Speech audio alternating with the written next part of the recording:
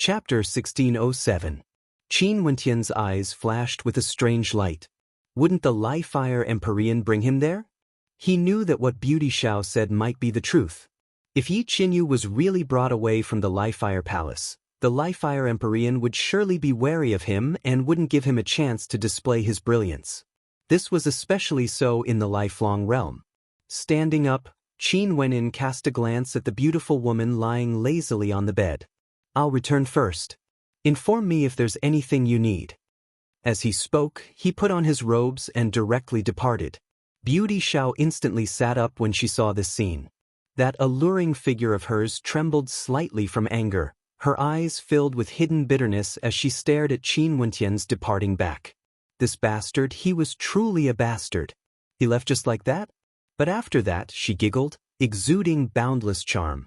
She slowly stood up. Her devilish figure was enough to cause countless females to be envious. Her hands gently caressed her soft and supple body as a charming smile appeared on her face. Sadly, no one could see how alluring she was right now. After Qin Wentian left, he didn't think too much about what happened between him and Beauty Xiao. This was purely an accident and he had no feelings for Beauty Xiao. In addition, Beauty Xiao was the one who took the initiative. He didn't feel that he owed her anything. After several months passed, an order was sent over from the Li-Fire Palace. The Li-Fire Empyrean would bring the various monarchs and governors to Lifelong City. However, the northern city regions weren't stable and they told Qin Wentian to stay here. Next 100 years, they would bring him to the Lifelong Realm to pay a visit to the Realm Lord. As to why they sent this order, it was because, according to the usual practice, they had to bring Qin Wentian there. They naturally wouldn't be able to hide this from Qin Wentian. Not long after this order was passed down, another piece of news came from Beauty Xiao's side. Yi Qinyu would be transferred from the Li-Fire prison to the Lifelong Realm. As for the specifics, Beauty Xiao wasn't too sure. After Qin Wentian learned of this, he felt that time was pressing. Today, Di Tian came to the Jialan clan for a visit. Jialan city of the Jialan clan received Di Tian. His daughter, Jialan Chuyue, accompanied him. "Grandmaster Di, why are you so free to pay a visit to my Jialan clan?" Jialan Qing smiled, his tone was extremely friendly. "I heard that the once 100 years lifelong banquet is about to begin. The Lifelong Realm Lord would summon the 9 World Palace Lords as well as the various monarchs and governors. At that time, many peak powers of the Lifelong Realm would also head there to pay a visit to the Lifelong Realm Lord. I wonder if the Jialan clan will head there as well?"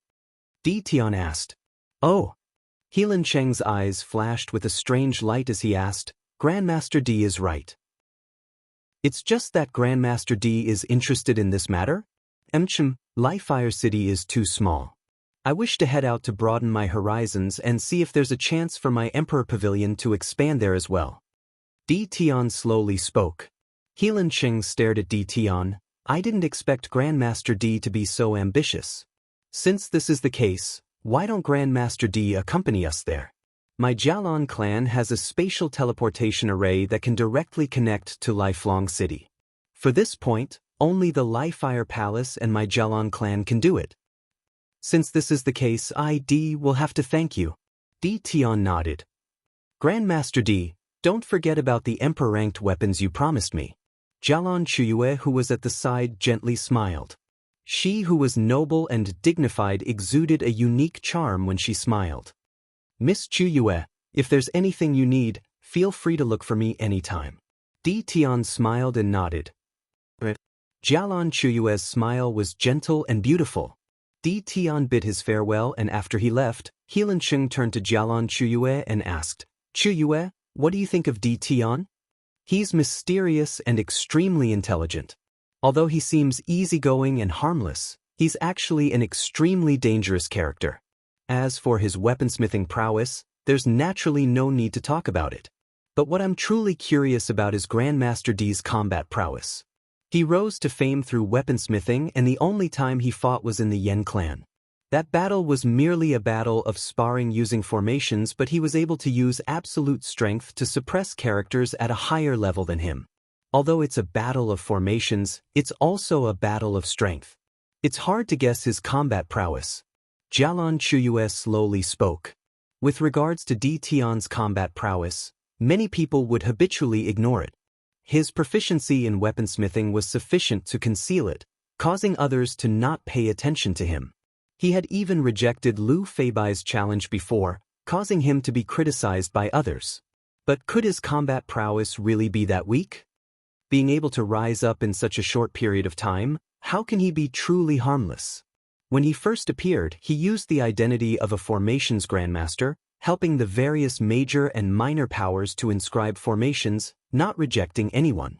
When the time was ripe, he directly entered the Yen clan and caused the Yen clan's reputation to hit rock bottom with a single battle.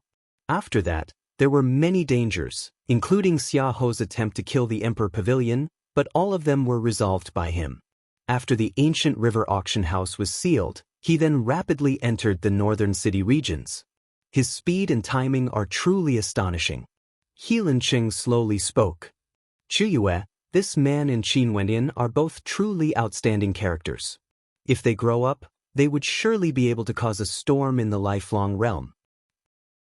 Father, why do you think so highly of them? Jialan Chuyue asked. Don't you feel that Qin Wenyan is too arrogant? When he first assumed office, he slew his 3 vice-generals. In the battle at the ancient river auction house, he killed over 10 immortal emperors, including several peak-stage immortal emperors, shocking the northern city regions. Leaving aside the fact that he already has the qualifications to be arrogant, just by talking about how he endured for the past 50 years, he had no choice but to do so. He wanted to let the Li-Fire Empyrean see that although your talent is extraordinary, even Father has no choice but to say that both of them are much more outstanding compared to you. Helan Qing laughed. It's still unknown whether Qin Wenyan is a friend or foe. Di Tian, don't think that he has already chosen to stand together with our Jialan clan. However, both of them are worthy targets for us to recruit. If Chuyue likes them, maybe even your grandfather might agree. Father, what nonsense are you talking about? Jialan Chuyue glared at her father. Helan Qing laughed. Fine, I won't say any more. You will naturally be the one to choose your Dao companion. Father only feels that in the younger generation of Li-Fire City, it's even harder to find someone more outstanding than these two. Jialan Chuyue's beautiful eyes flashed. Many people flashed through her mind. After that, she mumbled, there aren't any in Li-Fire City, but what about Lifelong City? Helan Cheng's eyes flashed with sharpness when he heard his daughter's words. Lifelong City? Indeed, that place was the true gathering place for geniuses. The true peak powers were all located in Lifelong City, and many of them were existences on the same level as their Jialan clan. The Jialan clan was a peak power in the Lifelong realm and had once contended against the Li-Fire Empyrean for the position of World Palace Lord. Their power naturally wasn't limited to Li-Fire City. If not, how could they contend against the Li-Fire Empyrean? Although the Jialan clan was a power that originated from Li-Fire City, there was also a Jialan clan in the largest city of the Lifelong realm, Lifelong City.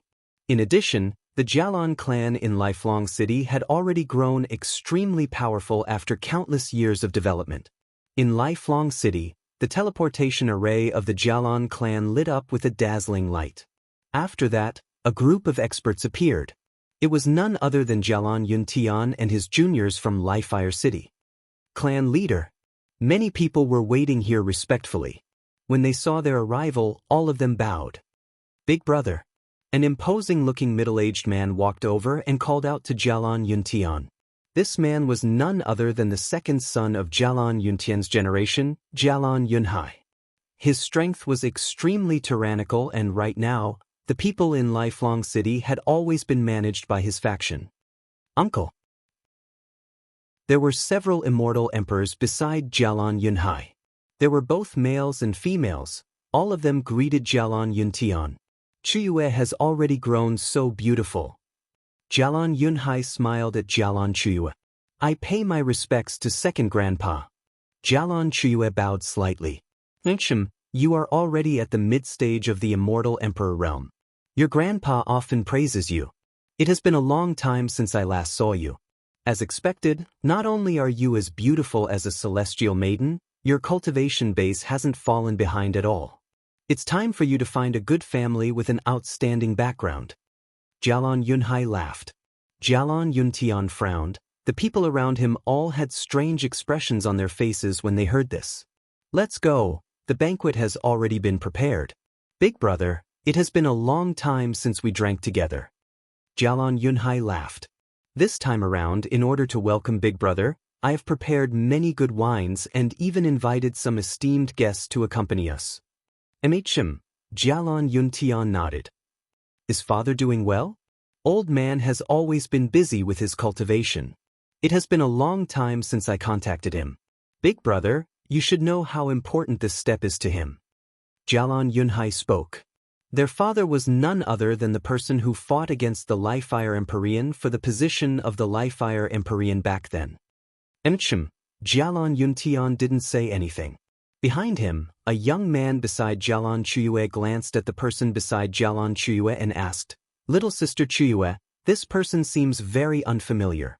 He isn't someone from our Jialon clan, right? This is Grandmaster D, a guest of our Jialon clan. Since we are traveling together, we decided to come here together. Jialon Chuyue replied. Grandmaster? The young man laughed. The title of Grandmaster isn't something everyone can use. I wonder what sort of Grandmaster D is? Grandmaster in formations, Grandmaster in weaponsmithing. Jialon Chuyue calmly replied, her voice filled with unhappiness. After all, Ditian was her guest and the words of the young man were filled with disdain. In Li-Fire City, as long as one knows a little about formations and weaponsmithing, one can be considered a Grandmaster? The young man laughed. In Lifelong City, those who can be referred to as Grandmasters are all extraordinary characters.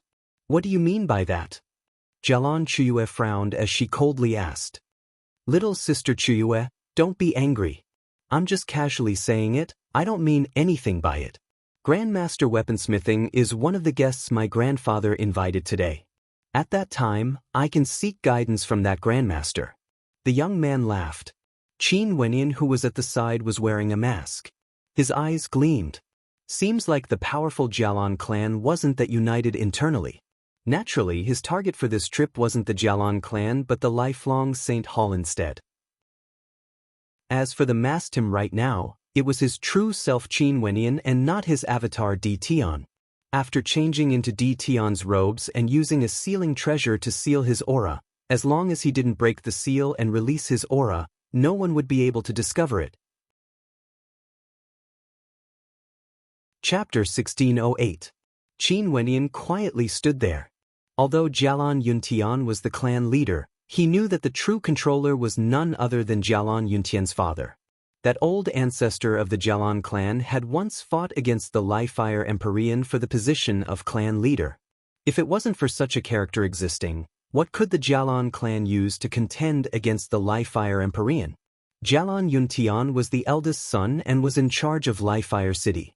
As for the Jialon ancestor, he brought his second son along to establish a foothold in Lifelong City. Hence, Qin Wenyin could faintly guess the origin of the internal conflicts in the Jialon clan. Maybe, the people of Jialon Yunhai's bloodline were no longer willing to submit to Jialon Yuntian as the clan leader. This guest of his could be said to have been caught in the crossfire. It wasn't good for them to directly use Jialon Yuntian's bloodline to speak, yet they pointed the spearhead at him. However, this seemed to be a matter between juniors. Jialon Yunhai pretended that he didn't hear it. Jialon Chuyue's beautiful countenance flashed with anger. She who was cold naturally exuded a Jialon aura. Jialon Skywolf, Grandmaster D is a guest. You should show some respect. Little sister Chuyue must have misunderstood. It's extremely normal for Grandmasters to seek guidance between each other. How would there be any disrespect? The young man casually spoke. He then glanced at Qin Wenyin. Grandmaster D, what do you think? He emphasized the word Grandmaster, as though he was intentionally mocking Ditian. Qin Wenyan's eyes outside the black mask were extremely cold. He calmly glanced at Jialon Skywolf as he asked, Are you talking to me? Jialon Skywolf started. He then smiled. Grandmaster is truly interesting. I'm naturally talking to you. Qin Wenyan nodded. That would depend on the person seeking guidance from me. Just like what you said, not everyone can be called a Grandmaster. Hence, not everyone can seek guidance from me. Similarly, not everyone has the qualifications to speak to me. As he spoke, he cast an indifferent glance at Jialan Tianlang before shifting his gaze away. His gaze contained a cold mockery. Jialan Skywolf's gaze froze. He was actually stunned by Qin Wentian's words. After he recovered, a strange smile suddenly appeared on his face as he spoke. I've long heard that some grandmasters have strange temperaments and are extremely arrogant. Now that I've met them for myself, they truly live up to their reputation. In the end, they only came from a place like Lifire City. With that, he just smiled coldly and didn't look at Qin Wentian again. Jialan Chuyue didn't bother about it anymore. She glanced at Qin Wentian and transmitted her voice. Grandmaster D, I'm sorry. It's fine. Qin Wentian smiled as he glanced at Jialan Chuyue. That flawless countenance attracted the attention of many from the younger generation. Although they were related by blood, they still couldn't help but to steal a few more glances at such a beautiful woman. Jialan Chuyue, who had the title of the #1 beauty in the northern regions of Lifire City, was undoubtedly the #1 beauty in the entire Jialan clan. Not long after, everyone arrived at the spacious banquet area. The banquet had long been prepared and many people were already seated. All of them were extremely powerful characters, and with a single glance, almost all of them were at the immortal emperor realm. Qin Wentian's eyes flashed. He silently mused that, as expected of the most flourishing city in the lifelong realm, Lifelong City, this place was the absolute center of the lifelong realm. Most probably, ordinary immortal emperors wouldn't have the qualifications to be arrogant here. Numerous gazes turned towards Jialan Yuntian and his group. The gazes of the older generations were mostly on Jialan Yuntian, while the gazes of the younger generations instantly locked onto Jialan Chuyue. Beautiful women would always attract the attention of others. This was especially so for a beauty like Jialan Chuyue. Big brother, today I've invited some experts from the peak powers of the lifelong realm to come and hold a welcoming banquet for Big brother. These are experts from the Shenyuan clan. They are one of the most ancient aristocratic clans in the lifelong realm. Their ancestor once fought alongside the lifelong realm lord, and now, the Shenyuan clan controls an incomparably vast divine weapon trading industry. In this lifelong city, the Shenyuan clan is ranked #1 in terms of divine weapon trading. This is an elder of the Shenyuan clan, Shenyuan Hao. Jialan Yunhai pointed to a middle-aged man as he introduced him to Jialan Yuntian. Jialan Yuntian's expression stiffened as he glanced at Shenyuan Hao. Although he had always been guarding Lifire City and was in charge of the foundation of the Jialan clan, as the clan leader of the Jialan clan, how could he not know about the Shenyuan clan? This Shenyuan clan was definitely a supreme aristocratic clan. To think that Jialan Yunhai actually had a connection with them. Elder Shenyuan. Jialan Yuntian politely nodded his head. However, Shenyuan Hao merely sat there and nodded his head in response. Di Tian instantly understood the disparity between them. Lifelong City was as expected of the #1 city in the lifelong realm. The aristocratic clans here were so powerful that it was suffocating. An elder of the Shenyuan clan already had a status that wasn't inferior to Jialan Yuntian, the clan leader of the Jialan clan. There's a Shenyuan palace out of the 9 world palaces. Could it be that it has a connection with the Shenyuan clan? Qin Wentian transmitted his voice to Jialan Chuyue as he asked. Ingsham, the ancestor of the Shenyuan clan, once fought alongside the Realm Lord. The Shenyuan Palace of the 9 world palaces was specially established for the sake of the Shenyuan clan. In addition, the Shenyuan Palace is passed down from generation to generation. It isn't something the Lifire Empyrean can compare to. Jialan Chuyue replied, but her brows were tightly furrowed. Jialan Yunhai actually had a connection with the Shenyuan clan? She faintly felt that something was wrong. Besides Shenyuan Hao, there was a young immortal emperor. His eyes flashed with a dazzling light as he stared at Jialan Chuyue. Jialan Chuyue calmly glanced at him and nodded her head slightly. However, she only saw that the young man didn't seem to feel awkward at all. He only had an evil smile on his face, causing Jialan Chuyue to feel a little uncomfortable. Those over there are people from the Sword Spirit sect. I'm sure Big Brother has heard of them before. Jialon Yunhai pointed to a major power as he laughed. Unparalleled sword control, the Sword Spirit Sect. Jialon Yuntian spoke. An old man sitting there smiled and nodded. His eyes gleamed with sharpness as he nodded. That's right. Jialon Yunhai laughed. He then pointed to another direction and spoke. Those are people from the Heaven Punishment Sect. Jialon Yuntian's expression froze again. It was another peak power. Today, Jialon Yunhai invited the 3 peak powers of the lifelong realm over. His intentions were definitely not simple. The people from the Jialon clan who came from Lifefire City all discovered something strange.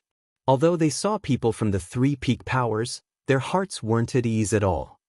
Yunhai, you said that Jialon Chuyue of the Jialon clan is a beauty that can topple empires and has shocking talent. Before this seat didn't believe you, but from the looks of it now, it seems like what you said is true. An elder of the Xinyuan clan, Xinyuan Hao, smiled at Jialon Chuyue. His gaze was like he was looking at his daughter-in-law. During these years, the Jialon clan grew stronger and stronger. I didn't expect that not only in Lifelong City, there would be such extraordinary characters in Lifefire City as well. The old man from the Sword Spirit Sect also laughed. Qin Wendian discovered something interesting. These people all had young immortal emperors with them, and their gazes were all filled with a scorching heat when they stared at Jialon Chuyue.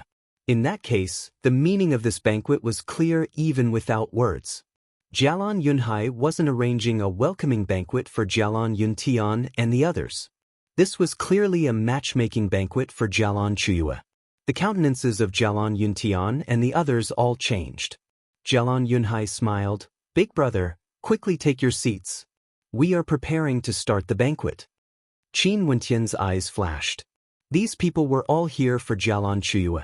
There was no need for him to get involved in this.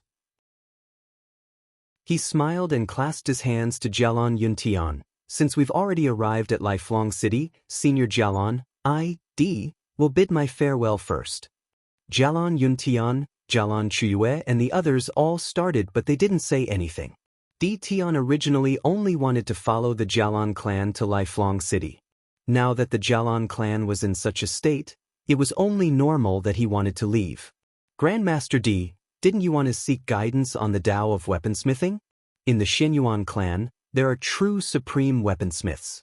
Why is Grandmaster D in such a hurry to leave? Jialon Skywolf turned his head and glanced at Qin Wendian as he calmly spoke. Qin Wendian frowned. This Jialon Skywolf actually didn't want to let him go? Grandmaster D, the Xinyuan clan is a peak power. Although I believe in your weaponsmithing abilities, it's best if you don't get involved in this. After all, it wouldn't be good for you to offend the Xinyuan clan. Jialon Chuyue's voice rang out in Qin Wentian's mind, reminding Qin Wendian in private. Farewell. Qin Wendian replied. After that, he glanced at Jialon Skywolf with disdain before turning and preparing to leave. Jialon Skywolf, what's going on? Someone from the Xinyuan clan asked. Nothing much. Earlier, this man claimed to be a weaponsmithing grandmaster.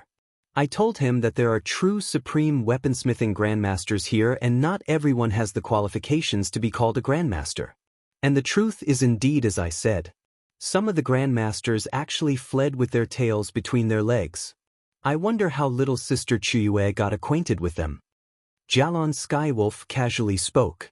Jialon Skywolf, don't go overboard. Jialon Chuyue frowned.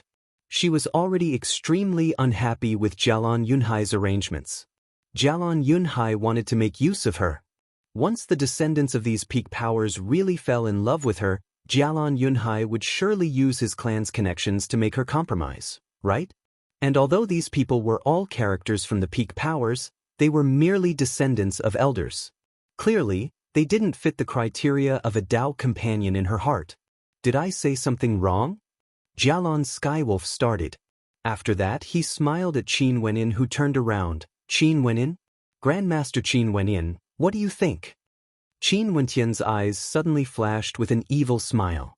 He slowly walked back to Jialon Chuyue's side, and under the bewildered gaze of Jialon Skywolf, Qin Wendian stretched out his hand and actually held Jialon Chuyue's hand.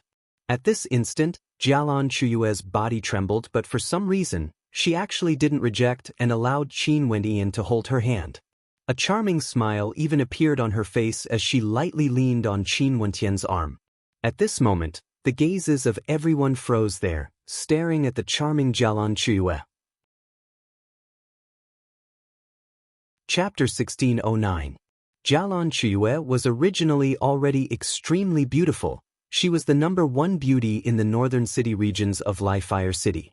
Even in the lifelong realm, she could be considered a peak-tier beauty. She who was elegant and dignified was actually acting like a little bird right now. Her beautiful eyes shone brightly as a radiant smile appeared on her face. An elder of the Xinyuan clan, Xinyuan Hao, suddenly snorted coldly. His expression turned exceptionally unsightly as he coldly stared at Jialan Yunhai. The experts from the Sword Spirit sect and Heaven Punisher sect all had unsightly expressions on their faces. This caused the expression of Jialan Yunhai, who hadn't been paying attention to the situation here, to change. Today, he held a banquet to welcome Jialan Yuntian, but he truly wanted to make use of Jialan Chuyue. He wanted Jialan Chuyue to form a marriage alliance with the three peak powers. If someone from the three peak powers fell in love with Jialan Chuyue, he could ask his father for her. Jialan Yunhai's side might object, but for the sake of the clan, his father would definitely consider the bigger picture. Jialan Yuntian's influence would gradually weaken and the position of the clan leader should belong to him. Big brother, when has Chuyue ever been betrothed to someone? Jialan Yunhai stared at his elder brother as he asked. Jialan Yuntian coldly glanced at him.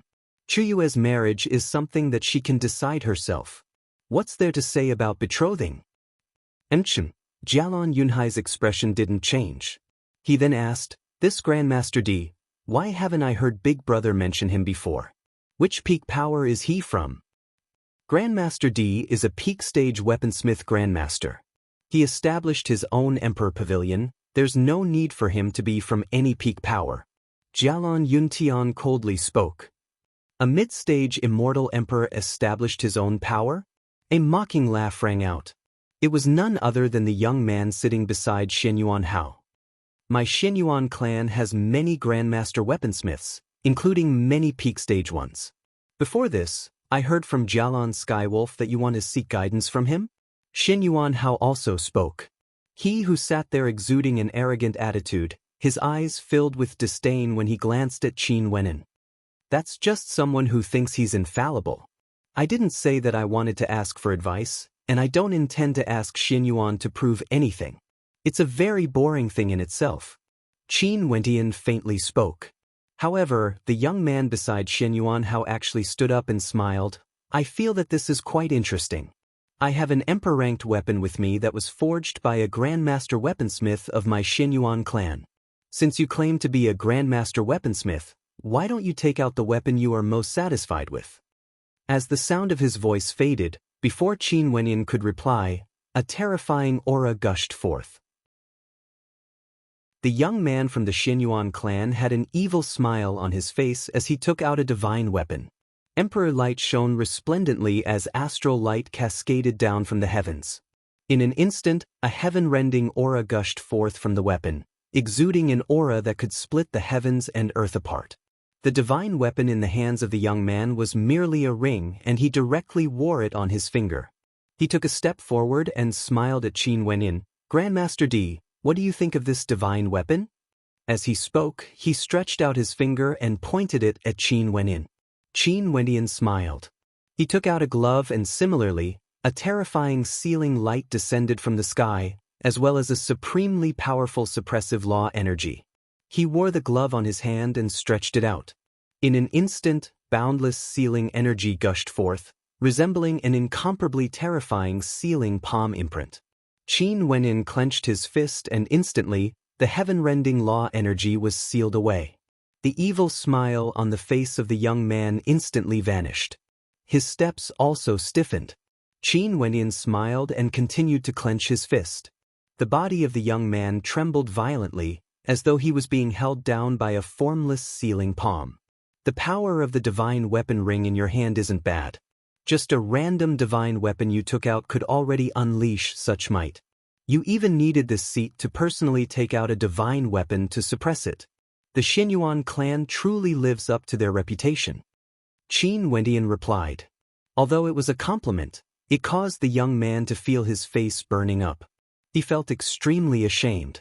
The eyes of the people in the surroundings all gleamed with sharpness. Jialan Chuyue stared at Qin Wendian in bewilderment. After that, a bright light flashed in her eyes. Although this fellow took out many divine weapons to auction in Lifefire City, it seemed like he still had many good items in his hands and was reluctant to take them out. Grandmaster truly lives up to his reputation. Is this glove truly the work of a Grandmaster? Xinyuan Hao stood up, his eyes gleaming with sharpness.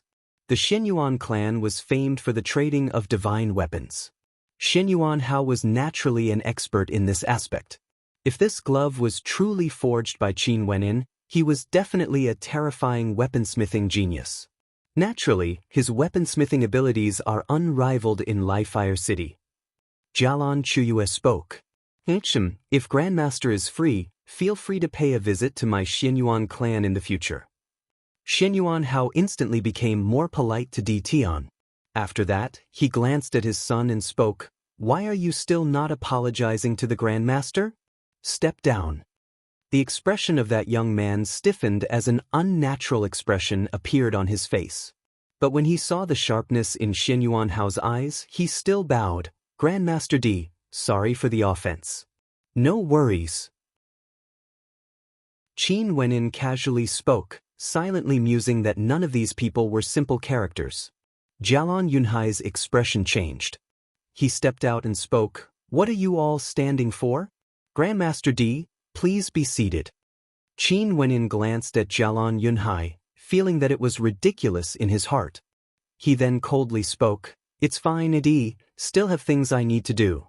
I won't be staying here any longer. Farewell." Jialan Yunhai's expression changed. Qin Wendian couldn't be bothered with him and directly turned to leave. Jialan Chua still held onto his hand as she spoke in a light voice, "Let me send you off." As the two of them walked out, a calm voice rang out, "Hold on." Qin Wendian turned his head only to see a terrifying gaze shooting over. It was like countless formless swords directly piercing through Qin Wendian's eyes, piercing into his soul. The Sword Spirit sect was unrivaled in sword control. They could control swords of souls, killing people formlessly. Qin Wendian's gaze abruptly turned incomparably terrifying. With a single glance, the holy sword intent pierced through that expert from the Sword Spirit sect. A scream of misery rang out as that expert from the Sword Spirit sect covered his eyes with his hands. Qin Wendian snorted. He then turned and continued walking out. That expert from the Sword Spirit sect stood up only to hear Xinyuan Hao speaking, "Can't afford to lose?" That expert stiffened. After that, he slowly sat back down and stared at the young man beside him. That young man moved his hands away and slowly opened his eyes. Streams of blood flowed from them. His eyes were extremely terrifying.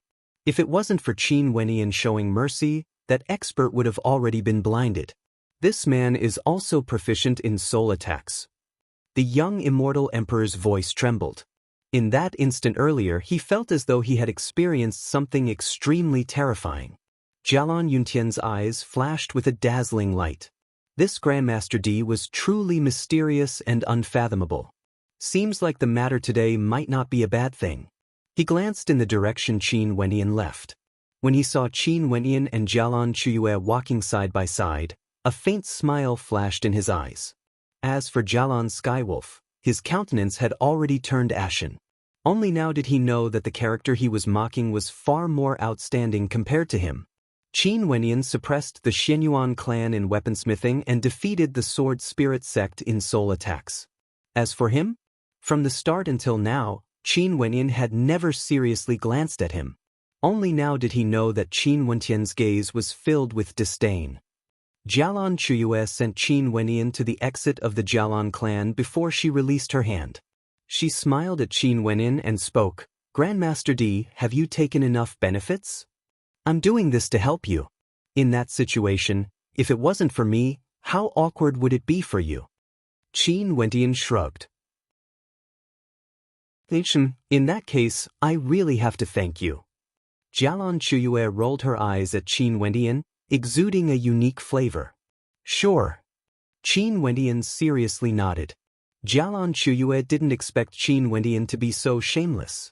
Her beautiful eyes widened as she stared at him. After that, she smiled. In that case, how does Grandmaster D want this little girl to thank you? Why don't you devote your life to me? A strange look appeared in Qin Wentian's eyes as he smiled at Jialon Chuyue. He didn't expect that this #1 beauty of the Jialon clan would actually have such a mischievous side.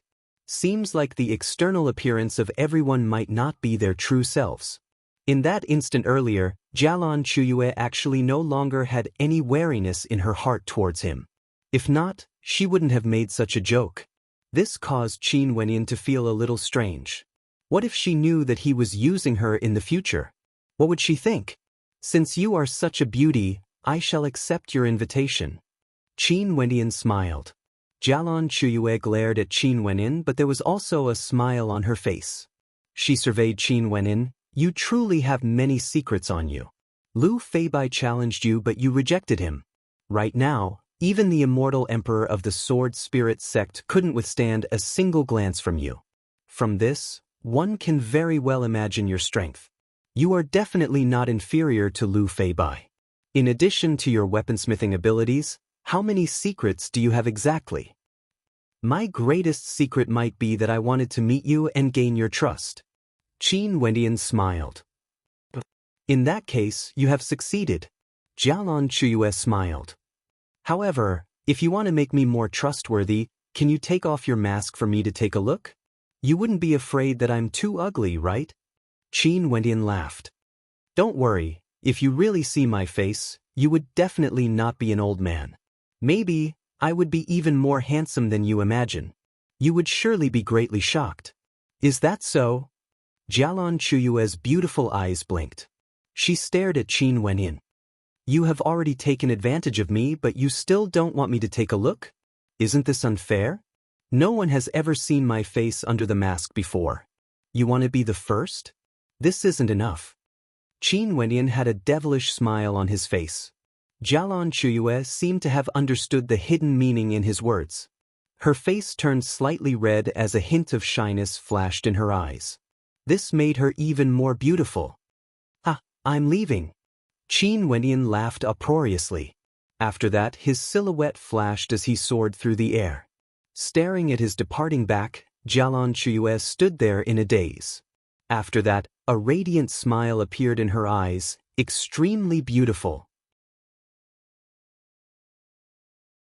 Chapter 1610.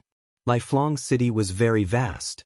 As the center of authority of the Lifelong Realm, one could very well imagine how prosperous and powerful the Lifelong Realm Lord was. There was no suspense at all. This was the largest capital city in the Lifelong Realm. Every 100 years, the Lifelong Realm Lord would summon the World Palace Lords of the 9 World Palaces to the Lifelong Realm for a gathering. This was also the time when the 9 World Palaces would pay tribute. The monarchs of the 9 World Palaces would pay tribute once every 10 years, but the World Palace Lords would pay tribute once every 100 years. Every 100 years, there would be a grand banquet.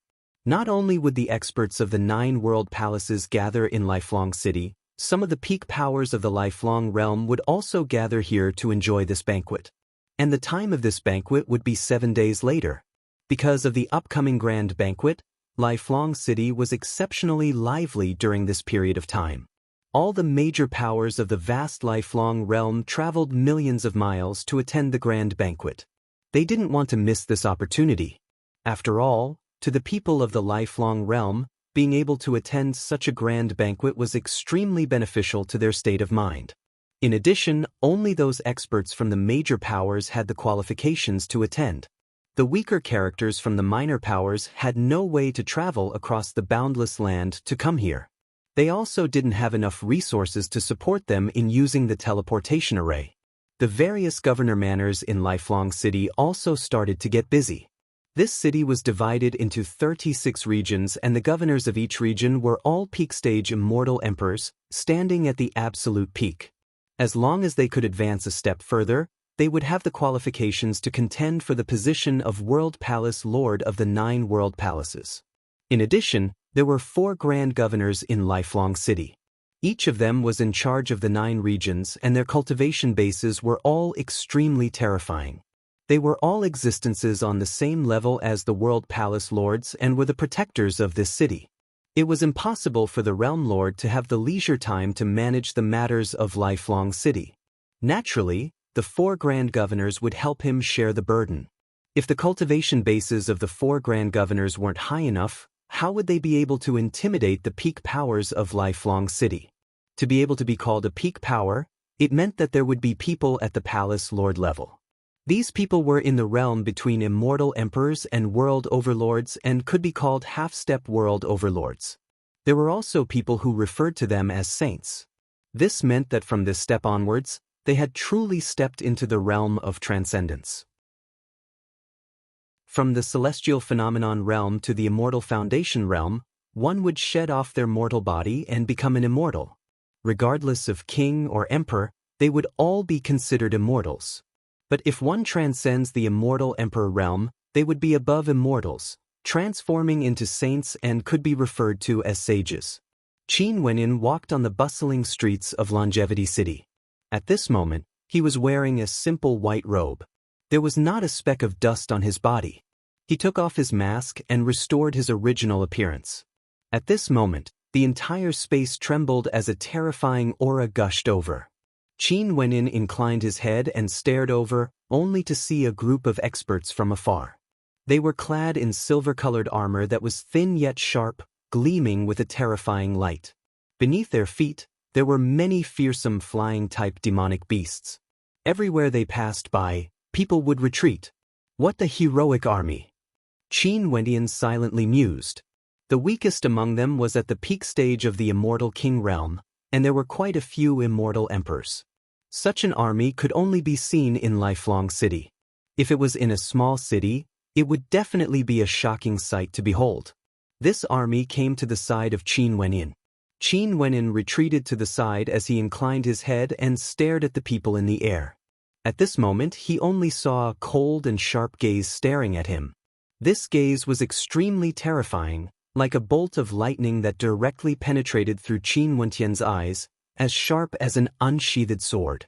Qin Wenyan felt a surge of energy gushing over.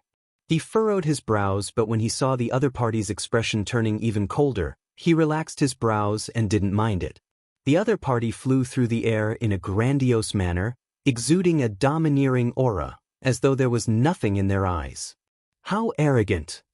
Qin Wenyan stared at the departing back view of the army as he murmured, "The army of Governor Xiao is naturally arrogant." A person walked over from the side and laughed in a low voice. Qin Wenyan turned his gaze over. It was an old man with a cultivation base at the initial stage of the immortal emperor realm.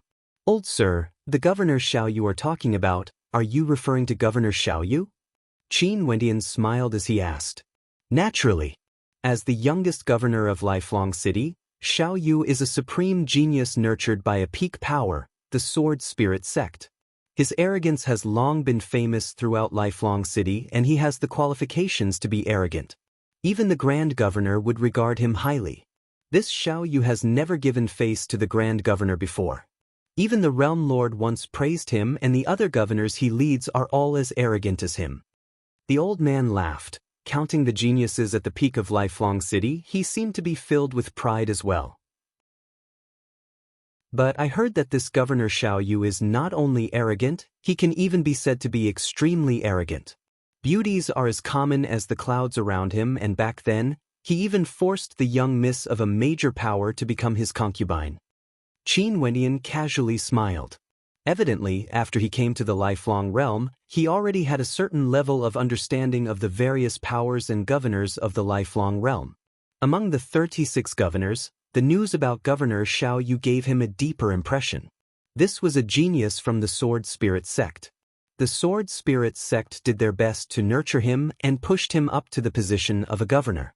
Clearly, the Sword Spirit sect's purpose wouldn't stop there. They wanted to nurture a world palace lord of one of the 9 world palaces, and this was completely possible. All the major powers in the Lifelong Realm had done this before, and there were many who succeeded in doing so. Governor Xiao is a peak-level genius. Even the realm lord has paid attention to him before. It's only normal for beauties to be as common as the clouds around him. In fact, the various peak powers are even willing to send the young misses of their clans to the governor's manor, even willing to be his concubine.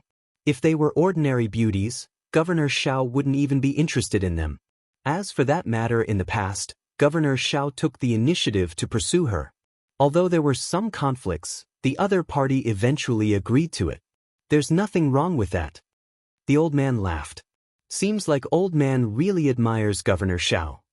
Qin Wendian didn't say anything more and smiled. Naturally. Before Governor Xiao took over, he challenged the 36 governors and only lost 3 times.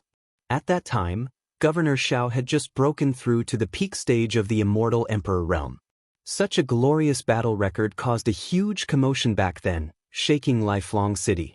You must know that among the 36 governors in Lifelong City, which one of them isn't a peak stage immortal emperor with peak-level combat prowess?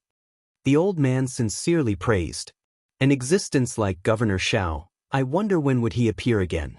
Right now, among the 9 governors of the northern regions, Governor Xiao is the number 1. Qin Wendian smiled and nodded. He's truly extraordinary. After speaking, Qin Wendian turned and left. The old man stared at Qin Wendian's back view and laughed. Young man, don't be unconvinced. Maybe you feel that you are outstanding, but given how vast Lifelong City is, how many people like Governor Xiao are there? I'll remember old sir's words. Qin Wendian laughed. Several days later, a huge commotion occurred in the 9 city regions of Lifelong City. 3 governors were challenged by the same person and all of them were defeated. This person was clad in white and was extremely handsome. What was even more terrifying was that his cultivation base was only at the mid-stage of the Immortal Emperor realm. When he challenged the first governor, the governor didn't even bother to look at him and sent his vice-governor to fight him. However, the vice-governor was defeated miserably and was insta-defeated with a single move. After that, the second governor challenged him and was defeated by his opponent with absolute superiority. This news caused a huge commotion. After that mysterious expert continued to challenge the other 2 governors, and without any suspense, he easily defeated both of them. For a period of time, a huge wave of commotion arose in the northern regions. There were so many immortal emperors in Lifelong City. Although peak-stage immortal emperors were powerful, they weren't that rare. And for those who could become governors, they were all existences with extremely high combat prowess. Yet, 3 governors were actually defeated by a single person. Not only that, this person was also a mid-stage immortal emperor. Such news was given that the lifelong banquet was about to commence. How could this not cause a huge commotion? Many people guessed that the reason why such a powerful and mysterious character suddenly appeared was because he wanted to become famous. And the purpose of this person's fame was very simple. He wanted to attract the attention of the Realm Lord and the lifelong Saint Hall. If he could gain their favor, he would surely soar up to the clouds. Just when everyone was immersed in this news, a challenge letter was sent to the governor's manor of the first governor of the northern regions, Xiao Yu's manor. When this news circulated out, the entire northern regions were shaken. Only now did they understand that the true target of this mysterious challenger wasn't the 3 governors. His target was Xiao Yu, a peak-level genius of the Sword Spirit sect, Xiao Yu. Back then, he was the same as this mysterious person. He relied on challenges to climb up, gaining the attention of the lifelong Saint Hall and became a governor. Right now, there was someone who consecutively defeated the 3 governors and even challenged Xiao Yu. His purpose was obvious. For a period of time, the entire northern regions were shaken. Today, outside the governor's manor Xiao Yu was in, many people gathered. They were all here to spectate this mysterious challenger's challenge. The gates of the governor's manor were wide open. Many people could see Xiao Yu sitting inside, hugging beauties on his left and right. All of them were peak-grade beauties that exuded a demonic aura, exuding a faint aura of nobility. These were all women of extraordinary birth and were taken as concubines by Xiao Yu. Now that they were beautiful and elegant, many people silently mused that Xiao Yu truly knew how to enjoy life, nurturing his concubines to become so outstanding. And even now, Xiao Yu still didn't have a wife. He only took concubines. From his point of view, it was still too early for him to reach the pinnacle. In the future, his wife would surely be a peerless beauty. This Xiao Yu is truly confident. The people outside couldn't help but to sigh when they saw how much Xiao Yu was enjoying himself. Seems like Xiao Yu is filled with confidence. However, given his strength, although the challenger is mysterious, it would still be hard for him to win against Xiao Yu. The crowd discussed. At this moment, a white-robed figure flew over from afar. This person soared through the air with his hands behind his back, exuding an extremely carefree aura. His countenance was handsome and his entire being radiated an extraordinary aura. Compared to the supreme genius of the Sword Spirit sect, Xiao Yu, his aura wasn't in any way inferior at all. Chapter 1611. He's here. The gazes of many turned to Qin Wenyin, who was flying through the air, involuntarily comparing him to Xiao Yu. Xiao Yu, a well-known character of the younger generation of the Sword Spirit sect. Many of the elders were already surpassed by him. Right now in the entire Sword Spirit sect, there weren't many who could win against him. He had a pair of sword-like brows and his eyes were filled with spirit. His countenance exuded a devilish charm. Although he knew that Qin Wendian had arrived, he didn't lift his head. He continued drinking wine and chatting with the two beauties beside him, as though he didn't care about this challenge at all. As for this mysterious challenger, up until now, no one knew his name or which power he came from. It was as though he was a supreme genius who appeared out of nowhere in Lifelong City, wanting to use Xiao Yu to rise to fame. In reality, things were just as they guessed. Qin Wendian did indeed want to use Xiao Yu to rise to fame. He looked at the records of the 36 governors of Lifelong City and knew that this Xiao Yu was a genius nurtured by the Sword Spirit sect. In addition, he didn't let down the expectations of the Sword Spirit sect. This man was extremely arrogant and had a high opinion of himself. Also, he was extremely lustful and had many concubines. He already had over 10 beauties and all of them were daughters of major powers in Lifelong City. Ordinary women weren't even worthy to be his concubines. These were clearly his flaws. It was just that these flaws were masked by his radiance, becoming the topic of discussion instead. Under the radiance of the Sword Spirit sect and the youngest governor of Lifelong City, being arrogant and having so many beauties around him seemed to be an extremely normal thing. No one cared about this. This point could be seen from the conversation between the old man and Qin Wenyin. Qin Wenyin walked forward step by step, staring at Xiao Yu who was inside. His aura gushed forth, the intent of a challenge was self-evident. From the crowd far away, an old man stared at Qin Wenyin in astonishment.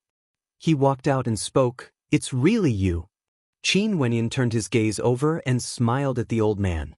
So it turned out that this old man was none other than the immortal emperor he met back then. "Nice to meet you, sir," Qin Wenyin said with a smile. The old man's eyes flashed as he stared at Qin Wenyin.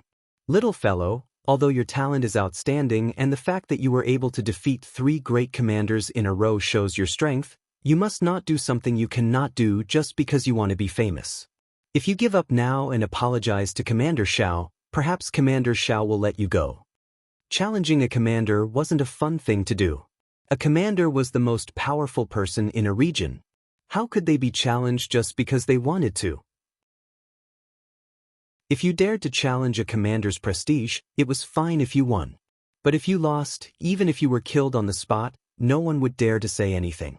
You were the one who came to challenge them, so of course you had to pay the price.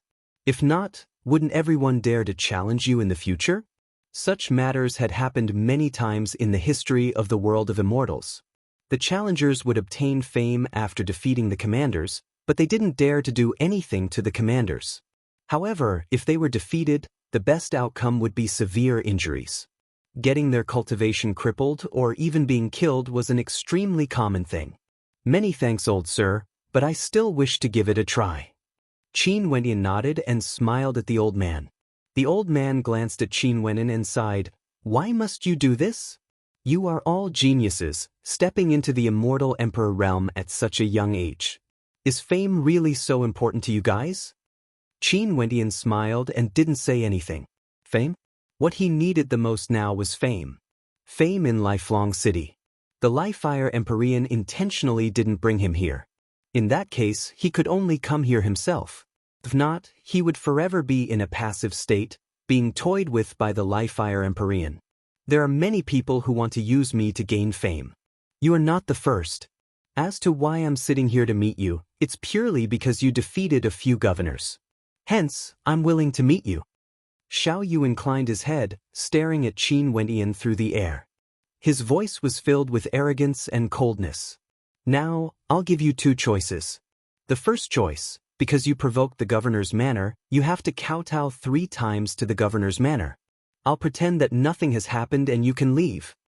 What about the second choice? Qin Wendian asked. You will die. Xiao Yu calmly spoke, his tone filled with an unquestionable tone. Truly as arrogant as the rumors say. A smile appeared on Qin Wendian's face. Maybe, there's a third choice. You will lose. Xiao Yu, who was sitting there, had a mocking smile on his face. He would lose? A mid-stage immortal emperor challenging a peak-stage immortal emperor like him who had unparalleled combat prowess? This sounded like an extremely ridiculous joke. Most probably, the spectators were all waiting to see this joke. Only to see Xiao Yu hugging his concubine as he stood up. After that, his body slowly floated up into the air. The 2 concubines beside him also floated up. Also, these 2 beauties were actually at the Immortal Emperor realm. Although the Immortal Emperor realm wasn't considered high in Lifelong City, just these 2 concubines of Xiao Yu were already extremely shocking. The third choice? You want to use the method I used when I became famous to borrow my fame? The mocking smile on Xiao Yu's face was extremely demonic. To me, it's the path to fame. But to you, it's the path of seeking death. As the sound of his voice faded, he released the 2 concubines and stepped out. Killing you is as easy as lifting a hand. Governor Xiao, please guide me. Qin Wendian stood with his hands clasped behind his back as he calmly stared at Xiao Yu. A faint smile could be seen on his face, exuding a sense of lightness in his heart. The current him made people not dare to underestimate him.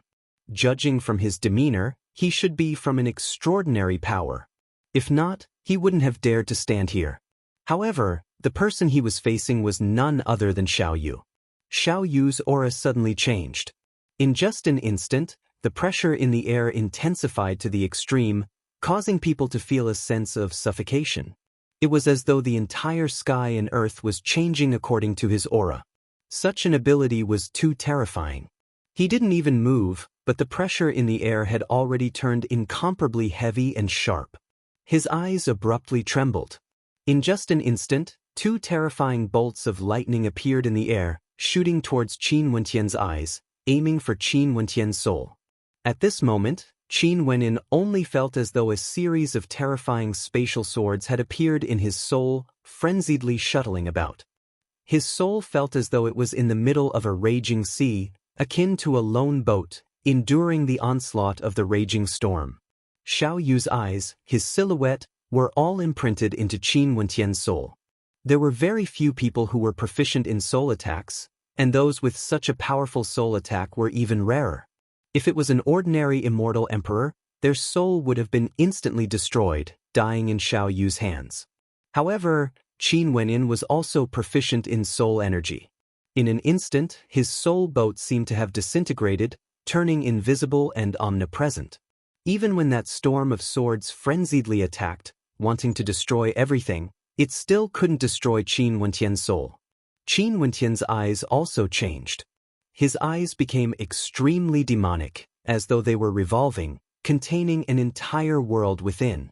In an instant, Xiao Yu felt himself falling into a dimension created by an eye technique. A corporeal sword of light shot through the air, piercing into his body. At the same time, a terrifying soul sword slammed into him. This gaze didn't merely contain a soul attack, it also contained an attack against the physical body. With a single glance, Qin Wendian's dual attacks arrived. Xiao Yu's sword-like brows twitched as a strange light flashed in his eyes. He didn't expect Qin Wendian to be so powerful. Not only was his soul so powerful, he could directly borrow the power of his soul to attack. Qin Wendian coldly laughed as he took a step forward. In an instant, the sky changed color as the boundless sword might directly broke through Qin Wendian's eye technique space. The power of the attack was so powerful that it directly penetrated through it. After that, a supremely powerful domain manifested. This was a supreme sword domain that could destroy the heavens and earth. Numerous ancient figures appeared, as though they were the souls of ancient sages. All of them exuded different types of sword might as they rushed towards Qin Wendian. In just an instant, the space Qin Wendian was in was about to be torn into nothingness, completely destroyed. Qin Wendian's body shimmered with an extremely resplendent spatial energy. It was as though he was in another dimension as a supreme sword domain manifested. Tens of thousands of swords whistled through the air, shooting straight towards the sword spirit Xiaoyu had summoned. For a period of time, this entire space transformed into a boundlessly violent world of swords. A scream of agony rang out. An expert who was closer to Qin Wendian was slashed by the sword intent. One of his arms was directly severed. Everyone had a look of terror on their faces as they frantically retreated. They discovered that the space outside the governor's manor had already transformed into a world of swords, surrounded by boundless tempests. Those who were too close to it would be directly killed. Bzz. Only to see Xiaoyu's silhouette vanishing into thin air, fusing into the body of an ancient sage. That ancient sage's sword spirit directly appeared before Qin Wendian as boundless sword might akin to a raging tempest slashed downwards. The sword of lightning was too terrifying. It was as though the ancient sages had come back to life. Boundless light radiated from Qin Wendian. The sword soul of the ancient sages radiated boundless might as it collided with the sword soul. Boundless light imprinted itself onto the sword soul, and after that, the sword soul was destroyed. However, this wasn't the end. On the other side, the sword soul of the ancient sages appeared. He exuded a supreme might, and with a step out, his sword might grew even stronger. With a few steps, it felt like the entire world would be destroyed. Qin Wendian directly soared through the air, appearing before the ancient sages. A tyrannical fist of light blasted out, colliding head-on with the ancient sages, shattering the sword soul. However, this didn't end there. More and more sword souls were controlled by Xiaoyu, slaughtering their way over, wanting to kill Qin Wendian no matter what. Qin Wendian's emperor light shone resplendently as boundless astral light cascaded downwards. A divine fist of light blasted out. At this moment, it felt like there were millions of arms blasting out in different directions. The power of each attack was actually the same. Faint sounds of Sanskrit could be heard, akin to the might of a great Buddha. Rumble! The entire space seemed to be on the verge of shattering. All the sword souls were destroyed, causing the hearts of the spectators to tremble. This mysterious man was actually able to fight against Governor Xiaoyu. Chapter 1612. The two of them in the air fought more and more violently. Xiaoyu was able to borrow the power of the sword souls of the ancient sages to fight for him. To many people, this was the first time they saw how powerful Xiaoyu was. Many people couldn't help but to sigh in admiration, as expected of a supreme genius of the sword spirit sect. Generations of sages of the sword spirit sect transformed into sword souls, who could block him. However, what made everyone even more shocked was Qin Wendian's strength. This mysterious expert who defeated 3 governors consecutively, every attack of his would radiate boundless light. His entire person was enveloped by the light, resembling a true divinity. In fact, there were even traces of Buddhic light radiating from him, causing his demeanor to be extremely extraordinary. In addition, the radiant divine fists he unleashed could be dispersed, transforming into a myriad of fist lights. Each fist light was equally powerful, shattering the sword souls of the ancient sages summoned by Xiaoyu. Everyone could sense that Qin Wendian's cultivation base was even lower compared to Xiaoyu. He was only at the mid-stage of the immortal emperor realm, yet he could fight to such an extent. How terrifying was this? This indicated that if he broke through to the peak stage of the immortal emperor realm, there was a very high possibility that Xiao Yu would be defeated by him. This indicated that in terms of combat prowess, his talent was much higher compared to the supreme genius of the Sword Spirit sect, Xiao Yu. After fighting for so long, he was still unable to defeat Qin Wenyan. The light in Xiao Yu's eyes grew more and more terrifying. Both of his eyes shot out soul attacks, but Qin Wenyan's eyes were filled with a resplendent light. He had no fear at all. Regardless of soul attacks or techniques, he had no way to defeat his opponent. This caused Xiao Yu to feel a sense of humiliation. A mid-stage immortal emperor actually fought to such an extent, how would everyone view him? When he thought of this, his killing intent grew even stronger. In the starry space, boundless astral light cascaded downwards as numerous sword souls descended from the heavens, directly entering his body. At this instant, Xiao Yu's entire being grew even more terrifying. His spirit and will were undergoing a transformation as the sword souls entered his body. His eyes gleamed with multiple rays of light, and the might exuding from his body actually skyrocketed, becoming much stronger. The heavens and earth were suffocating as his sword intent wanted to tear apart the heavens. Poochie sounds rang out unceasingly as screams of misery rang out. The spectators from afar were all filled with terror as they hurriedly retreated. At the same time, they unleashed their own energy to defend against the occasional strands of sword intent that permeated the battlefield. Just a strand of sword intent was enough to tear people apart. There were already several people whose arms were torn off or their bodies were pierced through, looking extremely miserable. Also, this was because they were spectating the battle. It wasn't intentionally done by either side. One could only say that Xiao Yu was no longer able to perfectly control his power, causing it to leak out. As Xiao Yu stepped out, his entire person transformed into a shadow. At this instant, Qin Wenyan seemed to have fallen into a domain of sword souls, a world of sword souls. The entire world seemed illusory, and when Xiao Yu stepped out, his body seemed to have transformed into that of an ancient sage.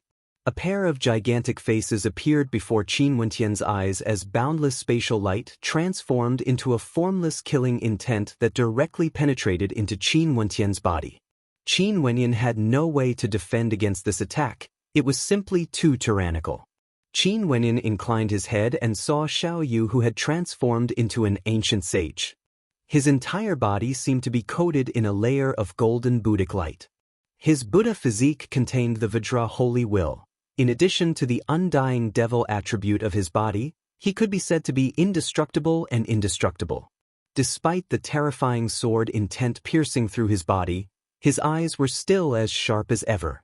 Lifting his palms, a gigantic palm imprint imbued with the power of light blasted forth, directly slamming down towards Xiao Yu's gigantic body. However, at this moment, Xiao Yu's body seemed to have transformed into an illusory form. That extremely powerful palm imprint of light merely passed through his body, unable to hit him at all. This scene caused Qin Wenyan's countenance to freeze. No matter how powerful an attack was, what use was it if it couldn't hit the opponent? So this is Governor Xiao Yu's illusory body. It's too powerful. Although this mysterious expert is already terrifying enough, it's still impossible for him to defeat Xiao Yu.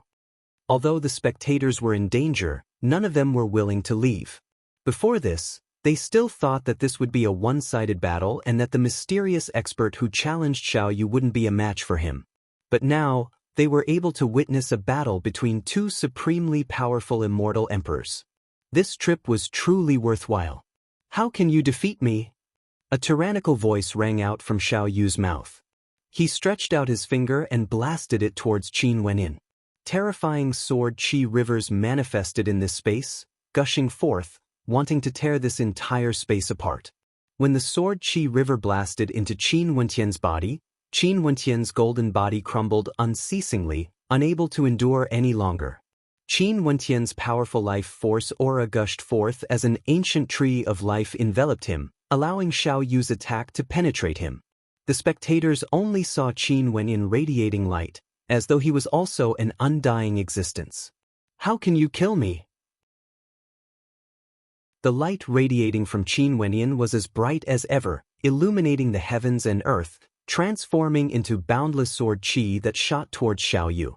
There's nothing that is truly undying. As long as you are a human, you will die. Xiao Yu's voice was as tyrannical as ever. He walked towards Qin Wenyan step by step, and with every step he took, the killing intent from the void grew stronger, wanting to shatter Qin Wenyan's body, killing him completely. Even if Qin Wenyan had an undying body, he could still kill him. Qin Wenyan's white robes fluttered violently, emitting terrifying whistling sounds. Facing against Xiao Yu's tyrannical attack, not only did his aura not weaken, it grew even stronger instead. The light radiating from his body grew more and more resplendent. Finally, Xiao Yu's silhouette appeared before him as he stabbed out a finger towards the center of Qin Wenyan's brows. At this instant, it was as though there were countless sword souls radiating from Xiao Yu's finger, capable of annihilating all existences. Nobody would be able to block such an attack. Rumble, a terrifying sonic boom rang out as Xiao Yu's attack pierced into the center of Qin Wenyan's brows. The hearts of the spectators trembled. This time around, Qin Wenyan would die for sure. No matter how powerful his undying body was, he wouldn't be able to block such a tyrannical attack. Only death awaited him. You are right, there's no such thing as an undying body.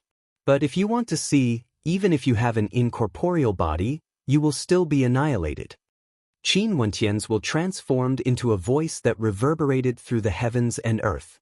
Qin Wenyan grabbed out in the air as the supremely powerful god's hand transformed into a terrifying spatial vortex, enveloping Xiao Yu within it.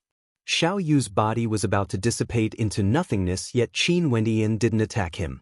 He only focused his attacks on the spatial vortex in front of him, wanting to tear this entire space apart.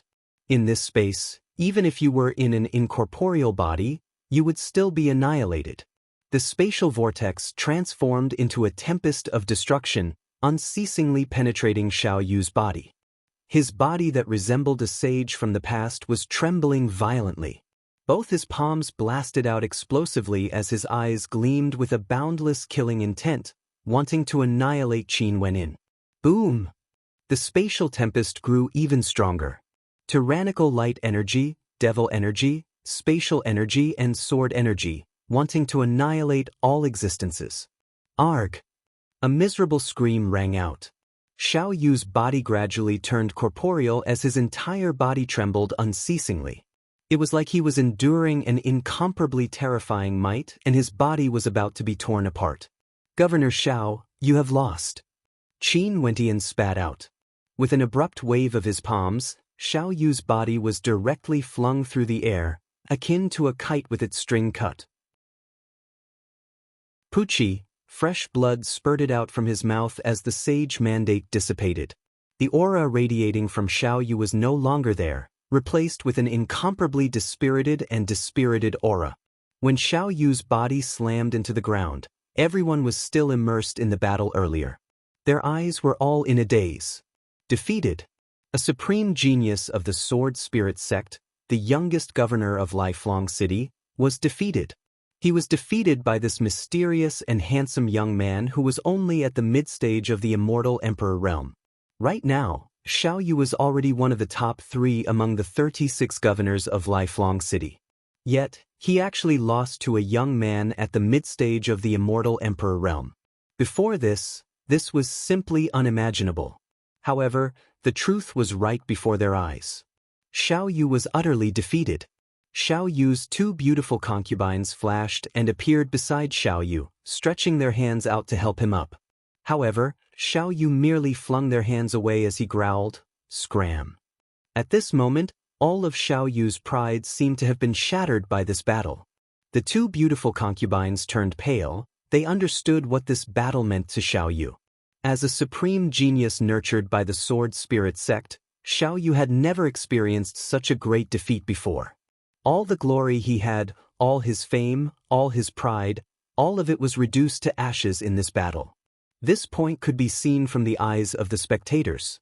The number 1 governor of the northern city regions, Xiao Yu, fell from his pedestal in a single battle and fell so miserably. When everyone looked at Qin Wenyan again, the gazes in their eyes were all different.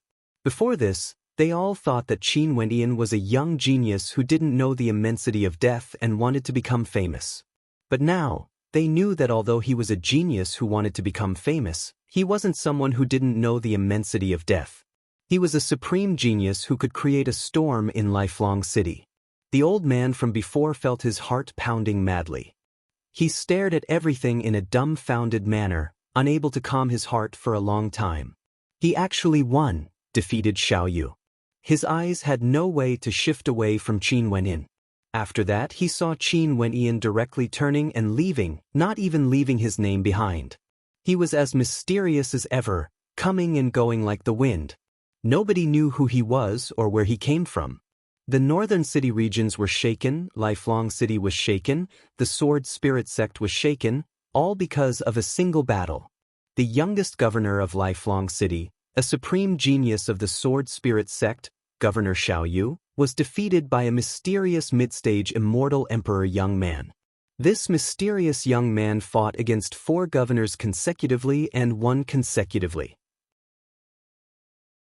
Many governors in the immortal realms were all trembling in fear, worried that this mysterious young man would suddenly appear before them before the grand banquet, challenging them and causing their reputation to fall to the ground. But that mysterious young man actually vanished without a trace. Even until the day of the grand banquet, he didn't appear again. He didn't challenge the other governors, but countless people were hoping that he would appear again. They wanted to know who he was exactly and where he came from. Chapter 1613. Lifelong City grew more and more lively. As the date of the grand banquet approached, the commotion caused by Qin Wentian's domineering defeat of Xiao Yu gradually faded away. More and more people started to discuss about the grand banquet, wondering which characters would stand out. Naturally, there were also many people who guessed that the mysterious expert who defeated Xiao Yu would appear during the grand banquet. After all, the reason he challenged Xiao Yu was because he wanted to become famous and attract the attention of the Lifelong Saint Hall. In fact, he wanted the Realm Lord to pay attention to him. Xiao Yu was a genius that the Realm Lord had paid attention to before. How glorious was that! But now that he was defeated, the Realm Lord might have heard of this matter. The date of the grand banquet finally arrived. In the Jialan clan, at the location where the experts from Jialan Yuntian's faction were gathered, Jialan Yuntian was somewhat taken aback when he saw the masked young man before him. Grandmaster D, why did you come from Lifefire City? A few days ago, I encountered an urgent matter and rushed back to Lifefire City. However, the consumption of my energy was too great and I could only make a trip to the Jialan clan. I, D, am filled with gratitude for troubling the Jialan clan to send me here. D Tian smiled. How would Jialan Yuntian know that the 2 people who appeared were his true self and his avatar? If he really wanted to fuss, the person in front of him right now was the real D Tian. When did you become so polite? Back then, a certain someone was extremely dishonest. Jialan Chuyue, who was beside Jialan Yuntian, had a bright smile in her eyes as she stared at Qin Wenyin. An awkward look flashed through D Tian's eyes. Back then, when his true self teased Jialan Chuyue, the effects were clear to see. Right now, Jialan Chuyue no longer had any wariness in her heart towards him. Most probably, she had already treated him as one of her own. Fairy Chuyue, I truly couldn't stand those people back then. That's why I offended them. Please don't bear a grudge against me. D Tian laughed. That would depend on Grandmaster D's performance in the future. Jialan Chuyue smiled. She who was usually dignified and noble actually had a smile on her face right now, exuding a sense of charm. Her beautiful eyes stared at D Tian, silently musing that this fellow actually told her not to hold a grudge against him. Back then, D Tian was truly audacious. Jialan Yuntian, who was at the side, had a deep smile on his face when he heard the conversation between the 2 of them. He regarded D Tian very highly as well. This genius weaponsmith was extraordinary, and although he managed to gain D Tian's friendship, it wasn't that solid after all. Once there was a special situation, it would easily break apart. But if D Tian was together with Jialan Chuyue, the situation would be different. The most important thing was that Jialan Chuyue seemed to have a favorable impression of D Tian. In addition to Di Tian's talent in weaponsmithing as well as the tip of the iceberg he displayed when facing the attacks from the Sword Spirit sect, Jialan Yuntian felt that Di Tian was extraordinary. If they could really be together, Jialan Yuntian would definitely support it. Let's go, Grandmaster Di is also here for this banquet. Let's move out. Jialan Yuntian spoke. Grandpa, are we heading there by ourselves? Jialan Chuyue asked. Let's meet up with your second grandpa and head there together. Although there are some conflicts between us, the Jialan clan is united as one to the outside world. There mustn't be any divisions. If not, given how many peak powers there are in Lifelong City, how can our Jialan clan continue to grow? If your second grandpa really reaches a certain height, even if he wants my position as the clan leader, I have no qualms about giving it to him. Jialan Yuntian spoke, his words filled with resolution. Jialan Chuyue wanted to say something but she didn't say anything. She only nodded her head lightly. Jialan Yuntian gathered everyone and met up with Jialan Yunhai and the others. Upon seeing Di Tian's appearance, Jialan Skywolf's expression instantly turned extremely unsightly. Back then, he kept mocking Qin Wenyan, wanting to use him to make things difficult for Jialan Yuntian and the others. But after that, Qin Wenyan took out an emperor-ranked weapon and stunned the people from the Xinyuan clan, causing them to be extremely polite to him. After that, the soul attacks of the experts from the Sword Spirit sect couldn't do anything to Qin Wenyan and even suffered a backlash. Grandmaster Di. Jialan Yunhai saw Di Tian appearing. He walked over and nodded to him. This junior has offended you in the past. I hope Grandmaster Di can forgive me. As he spoke, he turned his gaze to Jialan Skywolf. Come over and apologize to Grandmaster Di. Jialan Skywolf's countenance instantly turned pale. He stared at his grandfather and upon seeing the stern look in Jialan Yunhai's eyes, he walked towards Di Tian and spoke, Grandmaster Di, I hope Grandmaster Di can forgive me if I offended you in the past. Di Tian's expression was calm when he saw the expressions of the two of them. This Jialan Yunhai was truly not an ordinary character. He glanced at Jialan Skywolf as he calmly spoke, Don't worry about it. It's just that the Jialan clan is an Empyrean power and I, Di, have always respected them. But after what I saw back then, I was truly disappointed. Although the Jialan clan is extraordinary, there are too many major powers in Lifelong City. For the sake of the Jialan clan's strength, there are some things I have no choice but to do. I've let Grandmaster Di see a joke. Jialan Yunhai smiled at Di Tian. If I knew that Chuyue is such a good match, I wouldn't have acted so smart. Although Jialan Chuyue didn't have any favorable impression of Jialan Yunhai, she couldn't help but blush when she heard this. Clearly, the incident back then caused Jialan Yunhai and the others to misunderstand. Jialan Yuntian and the others didn't explain anything, hence Jialan Yunhai said this. She stealthily glanced at Di Tian. Her beautiful eyes were filled with shyness. When Di Tian saw this scene, how could he not understand that he was misunderstood? Since Jialan Yuntian and the others didn't explain anything, he didn't say anything either. He only smiled and nodded. Big brother, let's move out. Jialan Yunhai spoke to Jialan Yuntian. The experts of the Jialan clan gathered together and soared into the air, flying towards the direction of the Lifelong Saint Hall. In the air, more and more experts soared into the air. Many of them were flying towards the center of Lifelong City, in the direction of the Lifelong Saint Hall. As expected of the golden age of the Lifelong Realm. This time around, I wonder how many heroes would appear. As they neared the Lifelong Saint Hall, more and more experts appeared. There were even some young immortal emperors who were extremely transcendent, extremely terrifying. Yeah, the Lifelong Realm is boundlessly vast. Geniuses are as common as the clouds. Let's talk about the number one governor of our northern city regions, Xiao Yu. He is an extraordinary character, a supreme genius. Back then he was singled out by the Realm Lord, but just a few days ago he was defeated by a mysterious mid-stage immortal emperor, causing a huge commotion in the northern city regions. Most probably, this person is also here for the grand banquet this time around. Jialan Yunhai spoke. Although I don't know who that person is, he is definitely a genius of his generation. Chuyue, his cultivation base is the same as yours. You still have to work hard. Jialan Yuntian spoke to Jialan Chuyue, his gaze filled with anticipation. Although Jialan Chuyue's talent was very good, there was still a gap between her and Xiaoyu. Xiaoyu was a famous character in Lifelong City, but even someone like him was defeated by someone who jumped levels to jump levels. From this, one could very well imagine how many geniuses there were in the Lifelong realm. Jialan Chuyue seriously nodded her head. She had also heard of that battle. The person who defeated Xiaoyu was rumored to be a godlike existence. She glanced at Di Tian beside her and smiled. Dian, that mysterious person also has the same cultivation base as you and is rumored to be extraordinarily handsome. What do you think of him? Di Tian didn't know how to reply. Should he praise him or belittle him? Jialan Chuyue thought that Di Tian was embarrassed and didn't know how to reply. She couldn't help but to smile lightly. The Lifelong Saint Hall, the place where the Lifelong Realm Lord governed. It was a majestic city that stood high up in the sky.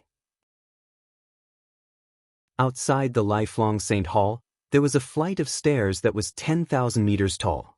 There was a statue of the Lifelong Realm Lord carved on it, and countless people would come here frequently, bowing to the statue as though it was a divinity. As the overlord of a world, the Lifelong Realm Lord had supreme authority in the Lifelong Realm. He had invincible strength and was the target of respect for countless people. In this world that revered the martial path, the Lifelong Realm Lord was the god of this world. Today, at the foot of the flight of stairs leading up to the Lifelong Saint Hall, countless people gathered. No one stood in the air. Everyone who came here had to descend from the air and walk. They could only stare up at the Lifelong Saint Hall.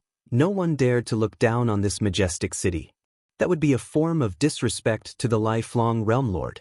Outside the Lifelong Saint Hall, there were 10 towering platforms constructed. Each of them was 90,000 meters tall, and there were thrones at the peak, exuding incomparable nobility. These were the places where the World Palace Lords would sit when they came to pay their respects to the Lifelong Saint Hall. These towering platforms were the thrones of the World Palace Lords, displaying the lofty status of the 9 world palaces. In the central area, there was also an independent towering platform that was extremely vast. The platform could easily accommodate tens of thousands of people, resembling a gigantic training ground. It was unknown how many people were gathered below the towering platforms. All of them had fanatical looks in their eyes as they stared ahead. Today, they would have the chance to personally witness the peak characters of the Lifelong Realm. Those supreme characters who could dominate an entire region were all gathered here. The people of the Jialan clan also arrived. Standing below, Jialan Chuyue's beautiful eyes flashed with a strange light. She spoke in a low voice. Were these towering platforms constructed on a temporary basis? Naturally, they wouldn't exist normally and would only be constructed once every 100 years. However, to Empyreans, this isn't difficult at all. Jialan Yuntian spoke. Di Tian's eyes flashed as he silently mused at how extravagant this was. However, Jialan Yuntian's words were also right. There were some people who were proficient in special attributes and could easily construct these towering platforms. Clearly, the Lifelong Saint Hall didn't lack such characters. The people from the Xinyuan clan have arrived. Jialan Yunhai spoke. In a certain direction, many experts from the Xinyuan clan were gathered together, clustered around a single person. Xinyuan Hao, who Qin Wentian met before in the Jialan clan, was also in the crowd. However, he wasn't conspicuous and was merely a character beside him. The person being clustered around was none other than the Xinyuan Empyrean, one of the 9 world palace lords. When he arrived, his gaze swept through the crowd as a look of disdain could be seen in his eyes. After that, he turned his gaze to the statue of the Lifelong Realm Lord and bowed. Although he was a world palace lord, his actions were filled with incomparable sincerity, like he was paying respect to a god. Although the difference between a world palace lord and a realm lord was only a single step, only characters like them could understand how vast the disparity was. Chapter 16:14.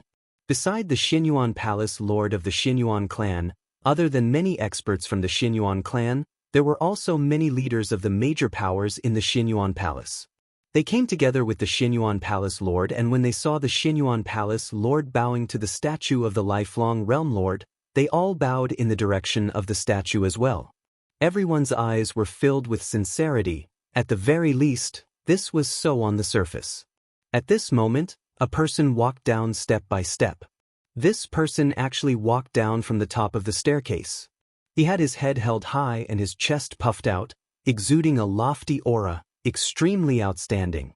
He had the appearance of a young man and his hands were clasped behind his back, exuding a calm and composed aura. Facing the crowd, a look of arrogance could be seen on his face as he walked down the staircase. Sky Air Palace Lord. Beside Di Tian, Jialon Yunhai spoke. This person is the personal disciple of the lifelong realm lord and is extremely outstanding. The lifelong realm lord dotes on him and arranged for him to be one of the 9 world palace lords. Di Tian nodded silently. No wonder this person exuded such a lofty aura when he walked down the staircase. After the Sky Air Palace lord came down, many experts immediately rushed over. Clearly, these people were from his Sky Air Palace as well as the major powers in his territory. All of them were extremely proud, as though they felt honored.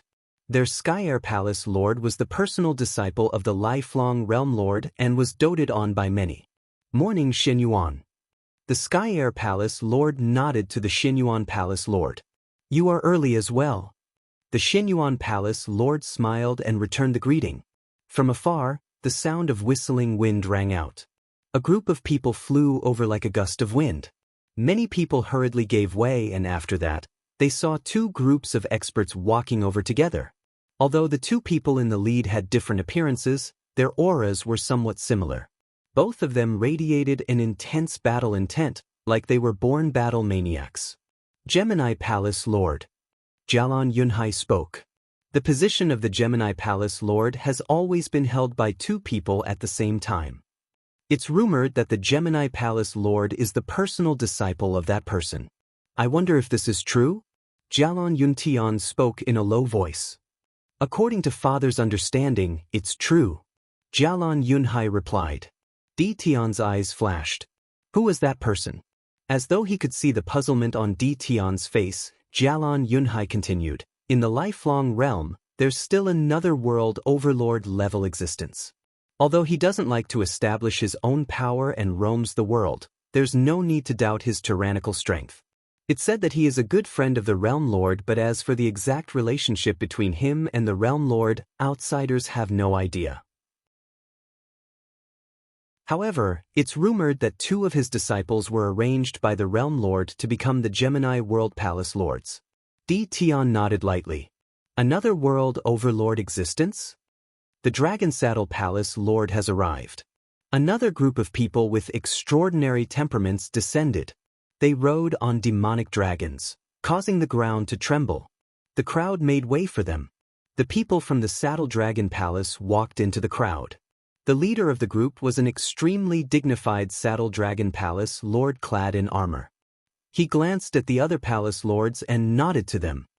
The Saddle Dragon Palace is the same as the Xinyuan Palace. It was also established by the Realm Lord when he ruled the lifelong realm. The first Palace Lord was someone who followed the Realm Lord into battle. The current Saddle Dragon Palace Lord is his descendant. Every time a new Palace Lord appeared, Jialon Yunhai would introduce them. Although he was casually speaking, it felt like he was intentionally introducing them to Di Tian. There's another world palace, the Scarlet Origin Palace. The first palace lords of these 3 world palaces are all old men beside the Realm Lord. But right now, the Xinyuan Palace and Saddle Dragon Palace lords are still descendants of the first palace lords. However, the Scarlet Origin Palace is no longer the case. Back then, one of the Scarlet Origin Palace lords made a mistake and was too arrogant, causing the Realm Lord to be enraged.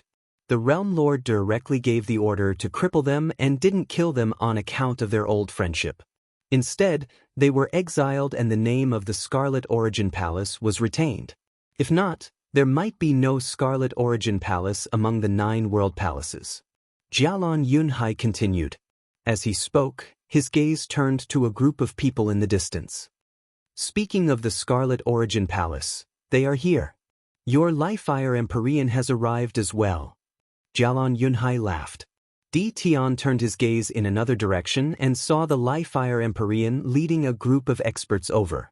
Behind the Li-Fire Empyrean, there was Grand Governor Zhuge Xiong, the three governors of Li-Fire City, Xia Ho, Beauty Xiao, Yin Qiu, Protector Chen and the other Protector Elders. Other than them, the Jialon monarch and the other 8 monarchs were all here as well. Only Qin Wendian was absent.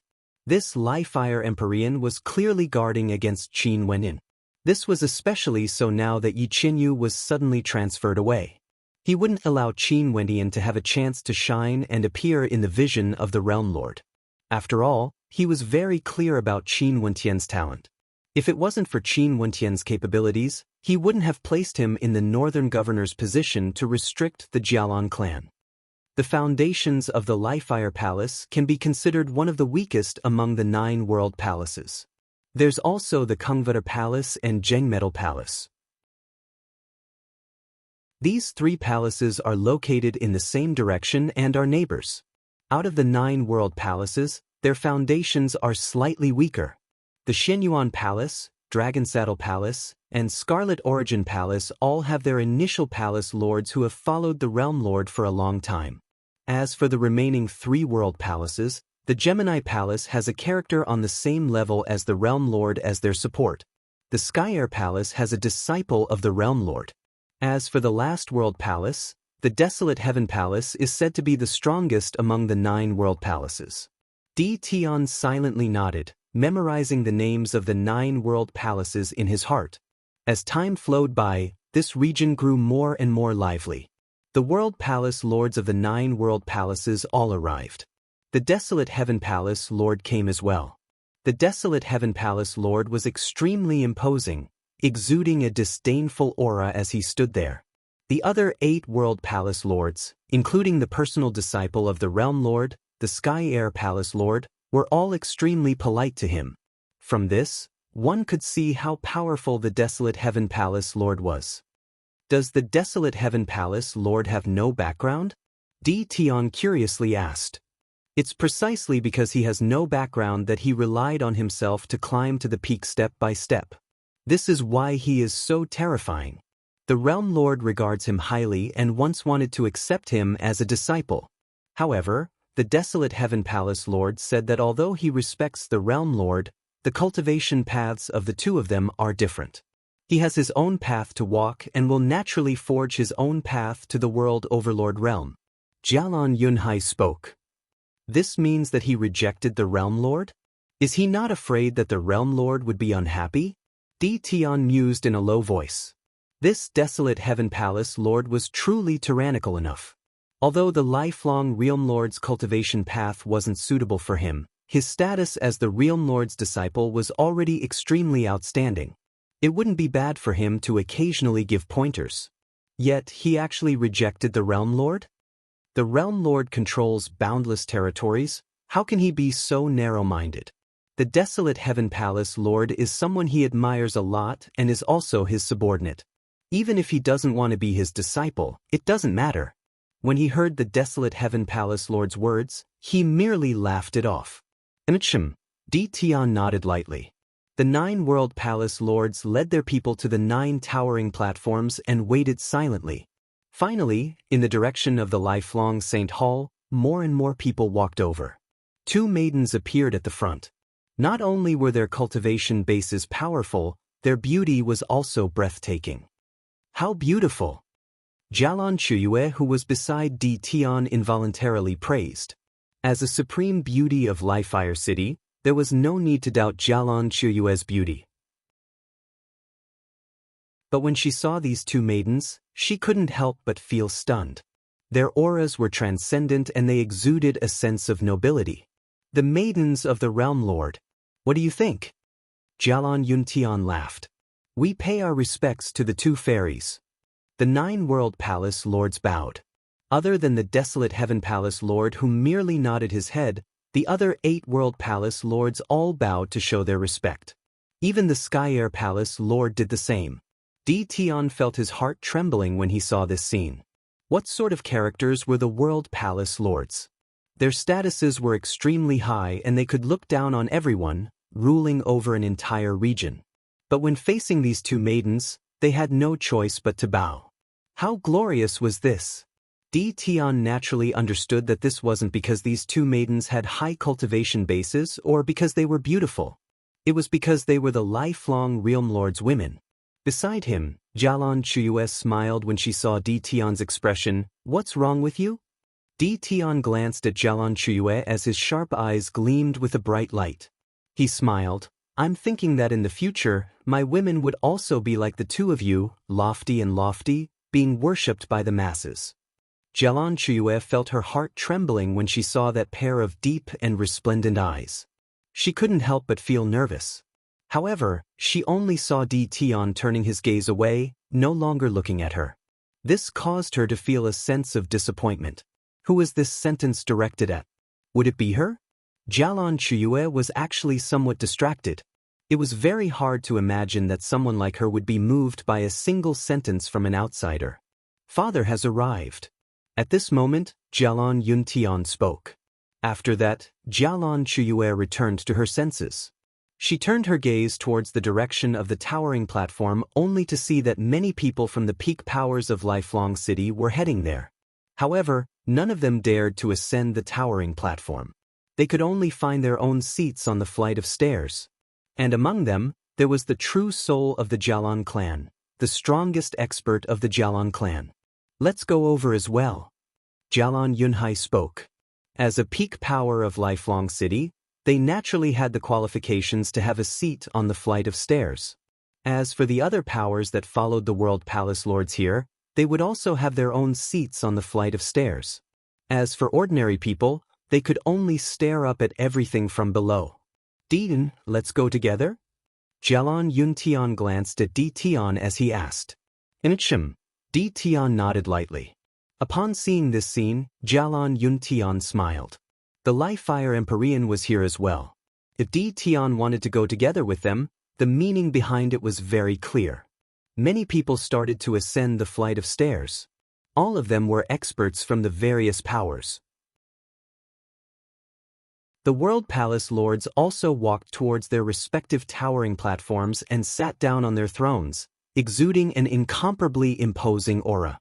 Di Tian followed the people from the Jialan clan and came to the highest flight of stairs in the Lifelong Saint Hall. This flight of stairs was actually parallel to the towering platforms of the 9 world palaces. This was a place where only people from the peak powers could reach.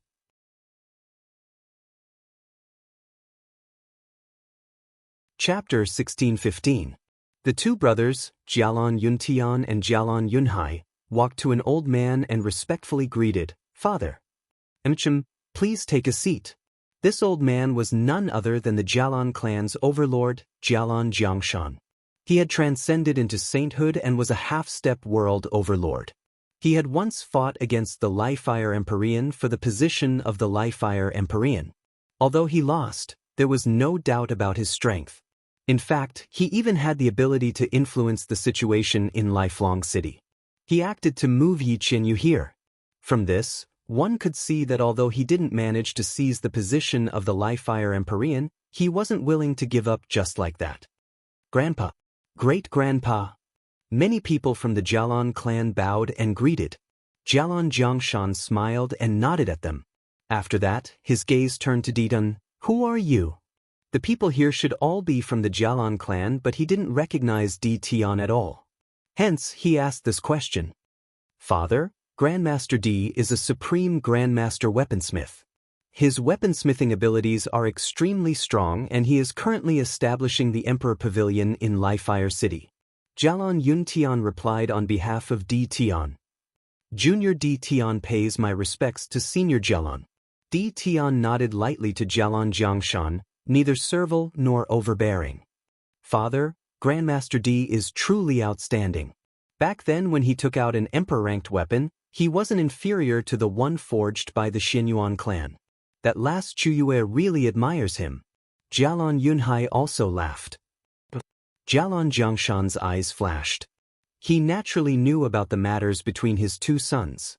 However, they knew their limits. No matter what grudges they had in their hearts were all for the sake of the Jialan clan. At this moment, both of them were praising the same person. This meant that this mysterious masked young man was truly capable. That last Chuyue is about to grow up. Jialan Jiangshan smiled at Jialan Chuyue, his words causing Jialan Chuyue to feel somewhat bashful and didn't reply. Although she was very close to her grandfather, Jialan Yuntian, she wasn't that familiar with her great-grandfather. But even so, she knew how imposing her great-grandfather was. Grandmaster D. At this moment, a voice drifted over. Di Tian turned his gaze over, staring at a tall platform where the Lifire Empyrean was at. As for the person who spoke, it was none other than the governor of the Central City regions, Xiaoho. Grandmaster D is someone from my Lifire City, and the Emperor Pavilion is also a power of my Lifire City. Why isn't Grandmaster D in my Lifire City but is here instead? Xiaoho calmly spoke, his voice filled with coldness. Clearly, he wanted to sow discord. As expected, the Lifire Empyrean turned his gaze in the direction of Di Tian. His eyes gleamed with a bright red light. Even the violet moon fairy beside him was also staring at Di Tian with a cold expression. Back then, when the scandal of the central governor's manor caused such a commotion, she was the one who personally went there to stop Xiaoho, allowing the Emperor Pavilion to continue existing. Who would have thought that right now, Xiaoho actually became a member of the Jialan clan? She didn't know if the Lifire Empyrean would blame her for not doing her job well. It's a long story. Back then, thanks to Governor Xiaoho, my Emperor Pavilion was almost unable to continue operating. In order to prevent the same thing from happening again, I could only find another path and head to the northern regions. Hence, I got acquainted with the Jialan clan. Right now, I'm not here as a representative of the Emperor Pavilion, I'm only here as a friend of the Jialan clan. Di Tian calmly replied. His words undoubtedly turned the tables on Xiaoho, telling him that he was together with the Jialan clan because of Xiaoho. He wanted to see what the Lifire Empyrean would think of this. When the Lifire Empyrean heard this, he naturally glanced at Xiaoho, causing Xiaoho's expression to stiffen. The gaze he used to stare at Di Tian grew even colder.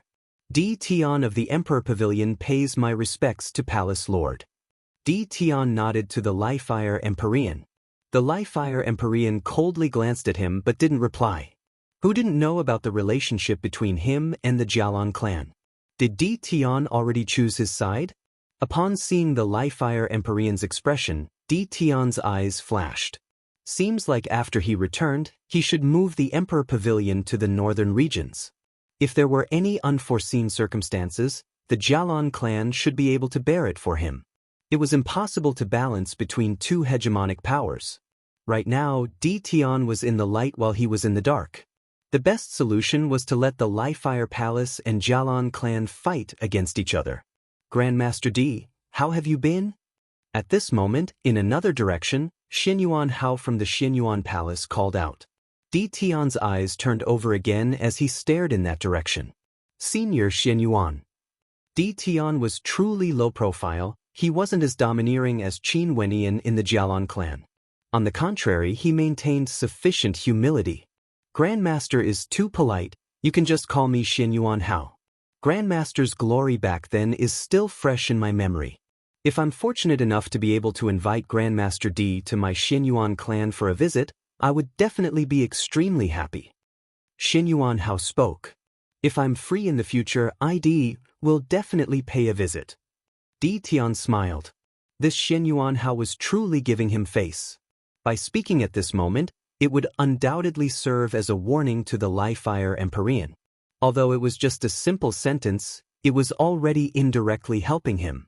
These old fellows really knew how to conduct themselves. As expected, the eyes of the Lifire Empyrean flashed.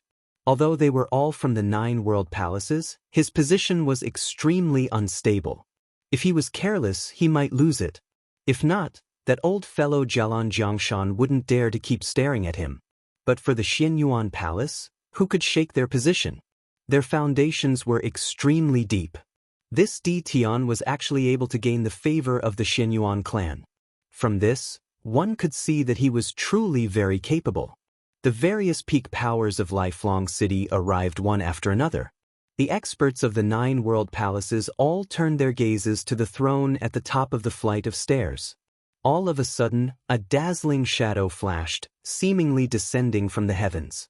After that, a shadow landed on the throne and gradually turned corporeal, transforming into an extremely handsome young man.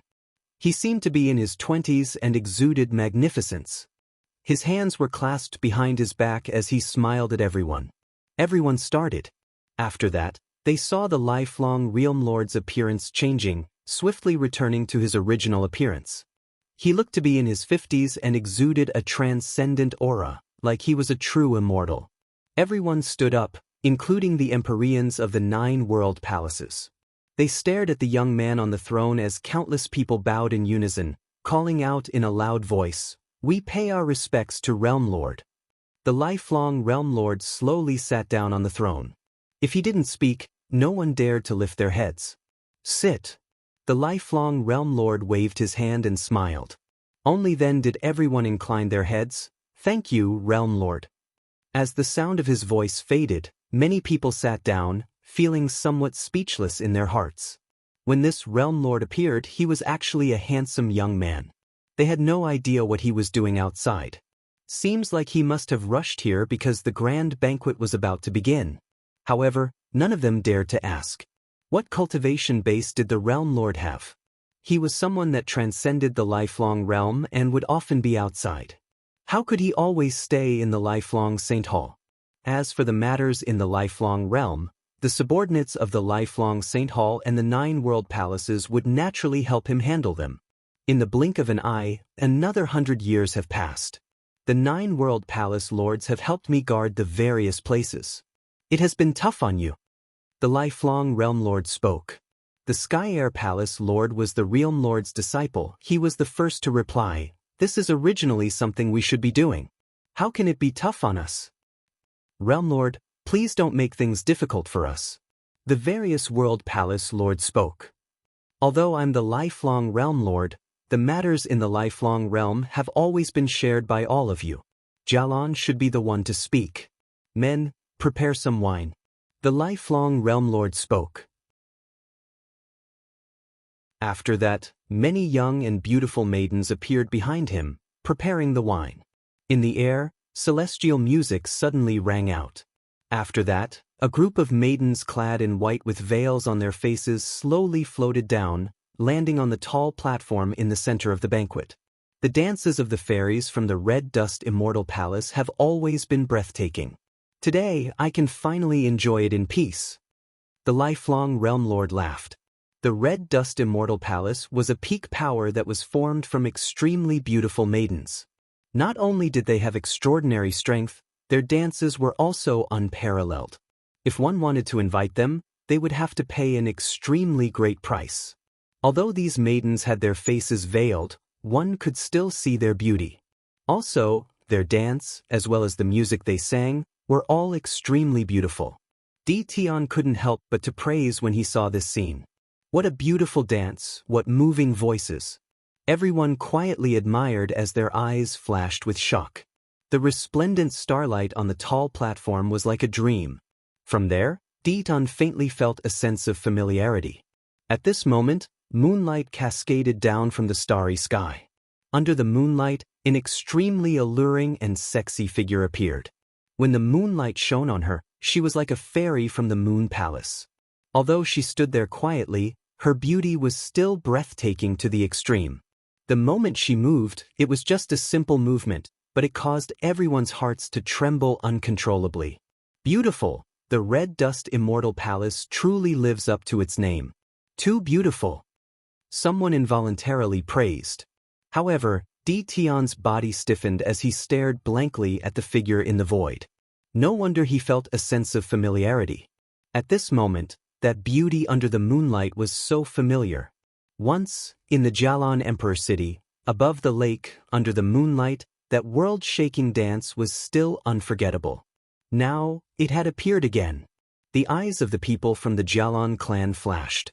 Jialon Chuyue's beautiful eyes flashed with a bright light.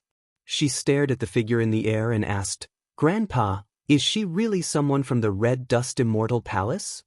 If it wasn't for someone recording that dance in the Jialon Emperor City, I most probably wouldn't have known about this. It's precisely because of this that I had the opportunity to bring her out from the Liefire prison, allowing her to atone for her crimes today. The Red Dust Immortal Palace was implicated in this matter. They naturally have to apologize. Jialon Yuntian didn't dare to say it directly. He transmitted his voice to Jialon Chuyue instead. Jialon Chuyue's beautiful eyes flashed. When she saw Di Tian staring at the beautiful figure in the air, her lips actually curled up into a smile. She nudged Di Tian and smiled. "Seems like this beauty has fallen?" Di Tian's eyes flashed, only to hear Jialon Chuyue asking, "Do you know who she is?" Di Tian shook his head. Jialon Chuyue transmitted her voice over, "Yi Qinyu." Back then it was her and Qin Wenyan who caused trouble in the Jialon Emperor City. A junior captured them and imprisoned them. The Liefire Empyrean used this to threaten Qin Wenyan, causing Qin Wenyan to come to the northern city regions, wanting to deal with our Jialon clan. However, that arrogant Governor Qin actually didn't come today. Most probably, the Liefire Empyrean doesn't want him to appear.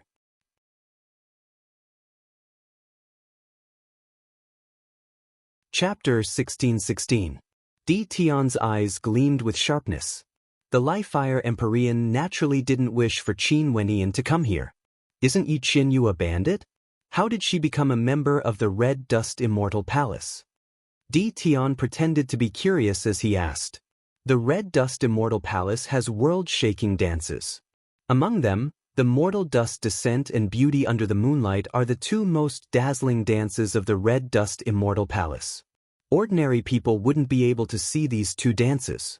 If the fairies of the Red Dust Immortal Palace were to perform them, they would be able to topple the hearts of the masses. Back then, after the Night Empyrean was killed, no one knew that he had a daughter. Most probably, at that time, Yi Qinyu used her shocking beauty and talent to sneak into the Red Dust Immortal Palace to cultivate. Jialon Yuntian spoke in a low voice. Don't underestimate the dance of the Red Dust Immortal Palace. If this dance is performed with their unique ability, it can bewitch the hearts of people, causing them to fall into a trance. In fact, there's even a movement technique hidden within. It's extremely powerful. Di Tian nodded lightly. The magnificent dance on the platform finally came to a halt. The Red Dust Fairies all knelt on one knee. Yi Qinyu, who was in the center, also knelt on one knee. Everyone spoke in unison. The Red Dust Immortal Palace begs the Realm Lord for forgiveness. The lifelong Realm Lord laughed as he asked, "What crime is there to be guilty of? My Red Dust Immortal Palace once accepted a disciple named Yi Qinyu, but I didn't expect her to be the daughter of the Great Bandit, the Night Empyrean. Also, tens of years ago, the Night Empyrean became a bandit again, causing trouble in the territories governed by the Liefire Palace. Now, I specially let Yi Qinyu perform a dance to beg for Realm Lord's forgiveness and punishment." A fairy gently spoke. The lifelong Realm Lord laughed. "I didn't expect that the fairies of the Red Dust Immortal Palace would actually be bandits. This is truly a new matter. I wonder who it is?" Junior Yi Qinyu apologizes to Realm Lord. Yi Qinyu lowered her head as she spoke. The lifelong Realm Lord glanced at her and smiled. "I temporarily have no idea what happened. You guys can withdraw first. After the banquet is over, come to the lifelong Saint Hall and wait for my orders. I will make my decision after I understand the situation." "Yes, Realm Lord." The fairies from the Red Dust Immortal Palace stood up and swiftly retreated. "It's been 100 years since we last met. The major powers of my lifelong city are still as prosperous as ever. During these 100 years, are there any characters who have broken through to the Immortal Emperor realm?" The lifelong Realm Lord smiled as he stared at everyone. "Realm Lord, Shenyuan Mo of my Shenyuan clan has broken through to the Immortal Emperor realm." The person who spoke was the Shenyuan Palace Lord. At the same time, he was also the soul of the Shenyuan clan. Because he was busy with the affairs of the Shenyuan Palace, He did not directly control the Xinyuan clan in Lifelong City. However, his position in the Xinyuan clan was supreme. Grand Elder Xinyuan broke through? The lifelong Realm Lord's gaze soon landed on a person as he smiled. By the radiance of the Realm Lord, I'm only able to break through because of your blessings. Xinyuan Mo stood up and bowed to the lifelong Realm Lord.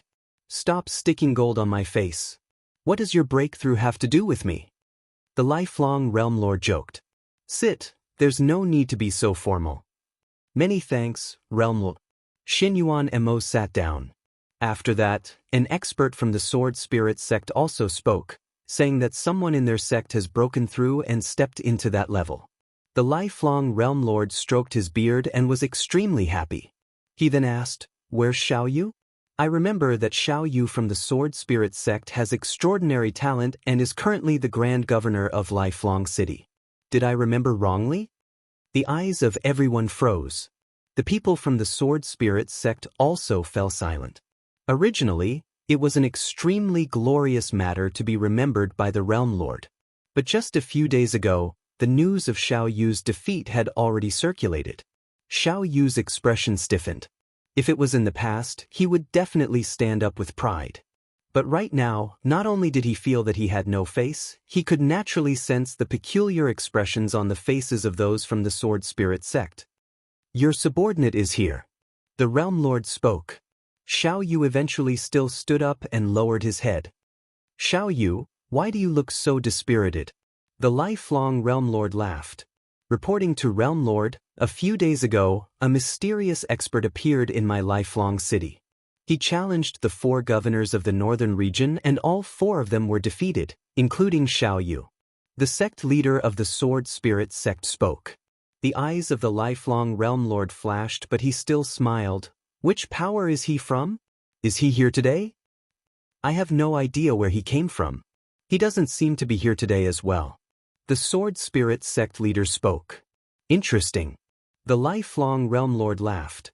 Seems like many extraordinary emperors have appeared in my lifelong city during these years. Although I'm the Realm Lord, I've left most of my matters to the 9 world palaces and the various governors to manage. I don't know much about the matters of the lifelong realm. Today, I shall take this opportunity to take a look at the experts of my lifelong realm. Same rules, everyone who came today can participate in the Emperor-ranked competition. I will heavily reward those who can become the top 10. The eyes of many emperors gleamed with sharpness. This was a grand banquet that occurred once every 100 years. The lifelong Realm Lord would gather the experts of the 9 world palaces and the various major powers here to enjoy the banquet. In truth, this was a gathering for him as the lifelong Realm Lord and his subordinates. At the same time, they could enjoy the delicacies, the dances of beauties and the battles of the martial path. And to a world that revered martial arts, the battles of the martial path were undoubtedly the most anticipated. This was especially so if they could perform well in front of the Realm Lord and would be heavily rewarded. How rare was this opportunity? It would only occur once every 100 years. They all understood that this was an opportunity. It wasn't as simple as sparring on the surface. The truly outstanding ones would enter the vision of the lifelong Saint Hall and would be heavily promoted in the future. Right now, there were many people with high positions in the lifelong Saint Hall, including the 9 world palace lords, the 36 governors, the 4 grand governors and many other Empyreans in the lifelong Saint Hall. Many of them had come out from the grand banquet that was held once every 100 years. There was also no need for the lifelong Saint Hall to intentionally select geniuses from the younger generations. The frequency of the grand banquet that occurred once every 100 years was considered very high. As long as the geniuses grew up, they wouldn't miss out on this opportunity and would be used by them. Hence, this grand banquet only had emperors competing against each other. For those who wished to participate, get up the platform. A figure walked out. This person was none other than the protector of the lifelong Realm Lord. His strength was extraordinary and he was the personal attendant of the Realm Lord. Although his authority wasn't as great as the 9 world palace lords, he was still a close subject of the Realm Lord and his status wasn't inferior at all. In an instant, Numerous figures soared through the air and landed on the platform. All of them were immortal emperors, and the vast majority of them were peak-stage immortal emperors. This lineup was extremely terrifying. The majority of them were from the various major powers of Lifelong City, as well as some from the territories of the 9 world palaces. They came here to fight for their futures. If they could enter the top 10, not only would the Realm Lord bestow precious rewards upon them, they might even be placed in an important position. Even if they couldn't enter the top 10, as long as they were outstanding enough, they might still be noticed by the Lifelong Saint Hall and be entrusted with heavy responsibilities in the future. Is there no one from our Jialan clan participating? Jialan Jiangshan glanced at the experts of the Jialan clan as he asked. All the major powers have sent out their experts.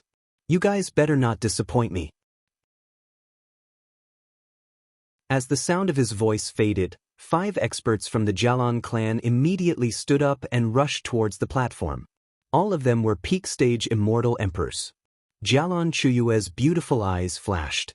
When she saw the experts from the various powers descending on the platform, she felt a stirring in her heart, wanting to act. Chuyue, your cultivation base is too low. Wait until you break through to the peak stage of the Immortal Emperor realm before you go. Jialan Yuntian spoke to Jialan Chuyue, who was beside him. It wasn't so easy to jump levels. This was especially so for those who stepped out. Many of them were already peak-stage immortal emperors, including some of the more dazzling existences in Lifelong City. Let alone Jialan Chuyue, even for the 5 experts from the Jialan clan, it would already be a miracle if one of them could enter the top 10. Yes, Grandpa. Jialan Chuyue's beautiful eyes flashed with disappointment. She glanced at Di Tian beside her and blinked. Seems like this time around, we can only be spectators. Is that so? Di Tian's black eyes flashed with a strange light. Jialan Chuyue suddenly spoke. Oh yeah, you still haven't told me your purpose for coming to Lifelong City. Is it also for the sake of spectating the grand banquet this time around? Di Tian shook his head. What? Jialan Chuyue was puzzled. This fellow, he was already here but he actually denied it. For the sake of participating. Di Tian laughed. After that, he stood up, causing Jialan Chuyue to start. After that, a strange look flashed on her face as she asked, Didan, you want to participate? Jialan Yuntian also turned his gaze to Di Tian as his eyes gleamed with sharpness. Di Tian wanted to participate?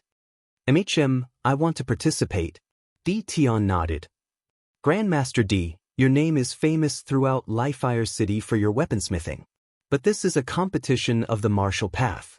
Also, many of the participants are peak-stage immortal emperors with outstanding combat prowess, already standing at the peak of the immortal emperor realm. Although I don't doubt Grandmaster D's combat prowess, your cultivation base is still a level lower than mine. Do you want to reconsider? Jialan Yuntian tactfully spoke. Although this battle would end when the victor is determined, it was inevitable that there would be accidental injuries. Di Tian was only a mid-stage immortal emperor. If he participated, even if he could retreat safely, he would still be injured. Di Tian, don't tell me you really want to participate? Jialan Chuyue's beautiful eyes stared at Di Tian. Although this fellow's weaponsmithing abilities were extraordinary, he was still a mid-stage immortal emperor after all. In combat, emperor-ranked weapons weren't allowed to be used. How could he compete against those peak-stage geniuses? Do you not trust me so much? Di Tian asked. It's not that I don't trust you. Although your weaponsmithing abilities are extraordinary, but... Jialan Chuyue's eyes flashed with anxiety. She didn't know how to persuade him. I'm going. Di Tian didn't say anything more. With a flash of his silhouette, he soared through the air and appeared on the battle platform. Di Tian's appearance attracted the attention of those from the Lifefire Palace. The eyes of many people flashed. Many major powers from the Lifefire Palace came here. They naturally knew of Di Tian's name. The Yen clan, Lu clan, Mo clan, all sent people here. Back then when Lu Feibai challenged Di Tian rejected. But now, he actually stepped onto the Empyrean battle platform. Lu Feibai sat among the people from the Lu clan, his eyes flashing with uncertainty. Is he courting death? The violet moon fairy who was beside the Li-Fire Empyrean coldly spoke. She was extremely unhappy that Tion was together with the Jialan clan. Let's see what abilities he has. The Li-Fire Empyrean calmly spoke.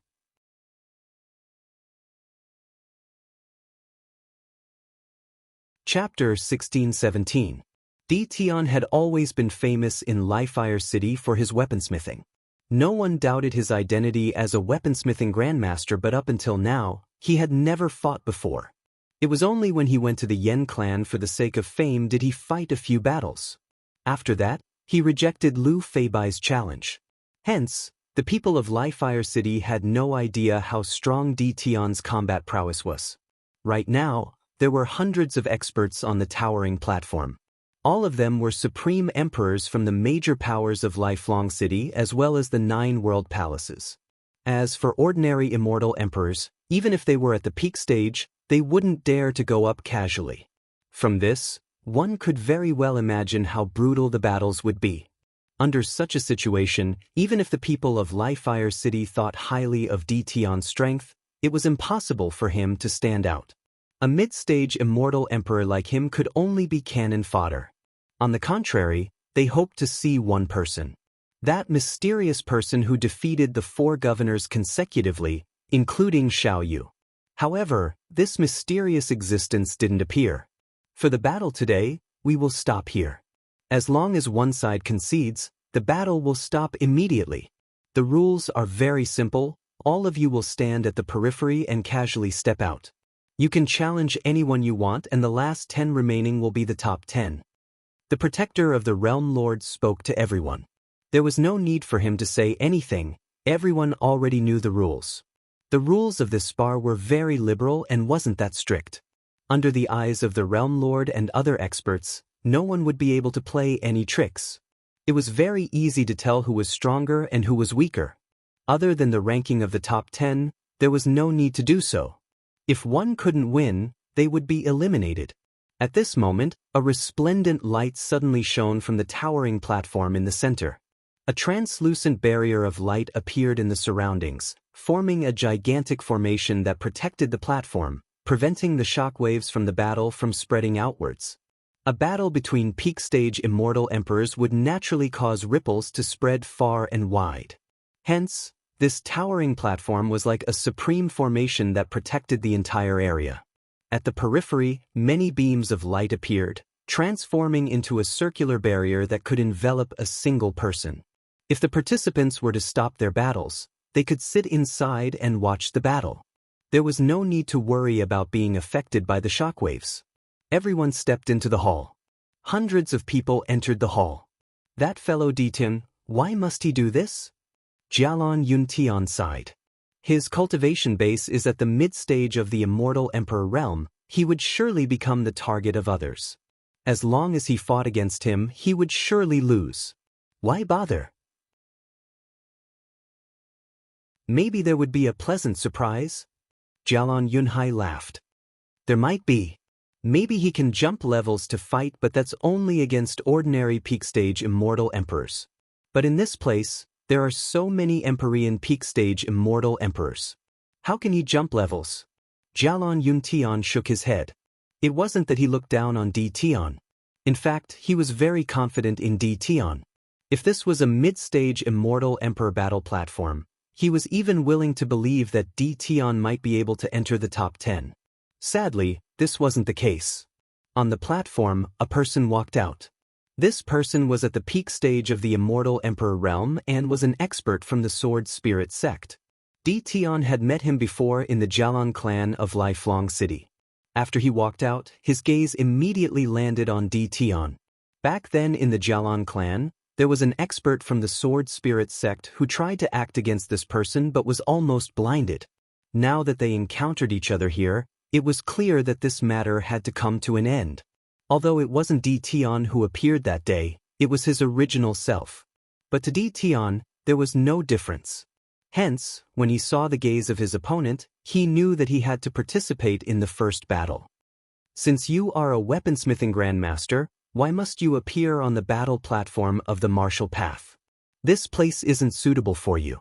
That peak-stage immortal emperor from the Sword Spirit sect coldly spoke. His gaze was extremely terrifying, like sharp swords that could pierce through one's soul. Qin Wenyan has already fought against 2 experts from the Sword Spirit sect before. One of them was even Xiao Yu. Qin Wenyan naturally understood what the Sword Spirit sect was proficient in. His eyes were as black as ink as he calmly spoke. Whether it's suitable or not, it naturally isn't determined by words. This fellow. Jialon Yunhai stared at Di Tian. The one who challenged him is Xiao Mo from the Sword Spirit sect. His strength is extremely powerful, and although he can't be compared to a supreme character like Xiao Yu, it's more than enough to defeat ordinary peak-stage immortal emperors. Jialon Chuyue's beautiful eyes flashed with worry. Jialon Yuntian glanced at her and smiled. Don't worry, even if Di Tian is defeated, his life won't be in danger. He knows his limits. Who's worried? Jialon Chuyue blushed as she denied it. Jialon Yuntian smiled but didn't say anything. His gaze turned back to the towering platform in the center. Hundreds of experts stood at the edge of the platform. Only Xiao Mo and Di Tian from the Sword Spirit sect stood in the center of the battlefield. Xiao Mo's eyes were as sharp as swords. He had a cold smile on his face as he stepped forward. His soul transformed into sword intent, directly piercing into Di Tian's eyes. Sword chi gushed forth, capable of annihilating souls. Qin Wenyan cultivated the undying scripture. His avatar Di Tian was naturally the same as well. The undying scripture focused on the soul. It wasn't a type of law energy. Their hearts and minds were connected, and there naturally wouldn't be any problems. Xiao Yu's sword's soul couldn't do anything to Qin Wenyan. How could Xiao Mo kill Di Tian's soul? He also turned his gaze over. His holy will transformed into a sword soul that directly shot into Xiao Mo's eyes. Between their gazes, there seemed to be a terrifying clash of energies. Bang! Xiao Mo's eyes flashed as a resplendent light shot forth. He stepped forward as strands of sword souls manifested in the air, all of them rushing into Di Tian's body. Although the sword souls weren't as powerful as Xiao Yu's, they were still extremely terrifying. Di Tian's black robes fluttered in the wind as his black hair danced in the wind. His eyes abruptly changed, becoming even more terrifying, resembling an incomparably pitch-black vortex of sealing. Boom, boom, boom. The pitch-black vortex of sealing abruptly appeared in the air, directly sealing the sword souls within. The sword souls struggled violently, but the vortex of sealing shot out from Di Tian's eyes grew more and more terrifying. It was like a pair of eyes of sealing had appeared in the sky, unceasingly radiating a terrifying sealing energy, causing the sword souls to have no way to break free. The entire space trembled violently. This entire space gradually transformed into a world of sealing. Not only did it want to seal the sword souls, it wanted to seal Xiao Mo's own strength as well. When the terrifying sealing light blasted into Xiao Mo's body, the sword light radiating from Xiao Mo's body shone resplendently, trying to resist. However, the sealing light directly enveloped Xiao Mo's sword screen, sealing the entire space within it. Gradually, Xiao Mo's body was being devoured, sealed bit by bit. If this continued, Xiao Mo's entire body would be sealed as well. I admit defeat. Xiao Mo roared. He could no longer sense the astral law energy descending upon him. His resistance grew weaker and weaker while his opponent's strength grew stronger and stronger. If this continued, the consequences would be unimaginable. Di Tian's eyes gleamed with a terrifying light as the boundless sealing law energy instantly dissipated. Everything returned to normal. Xiao Mo's countenance was like dead ashes. From the start to the end, Di Tian didn't even make a move. He merely released his astral law energy from his eyes, and Xiao Mo was already defeated. How humiliating was this defeat? What's even more terrifying was that his opponent was merely a mid-stage immortal emperor. This simply caused him to have no face to continue staying here. With a flash of his silhouette, Xiao Mo lowered his head and fled from the platform.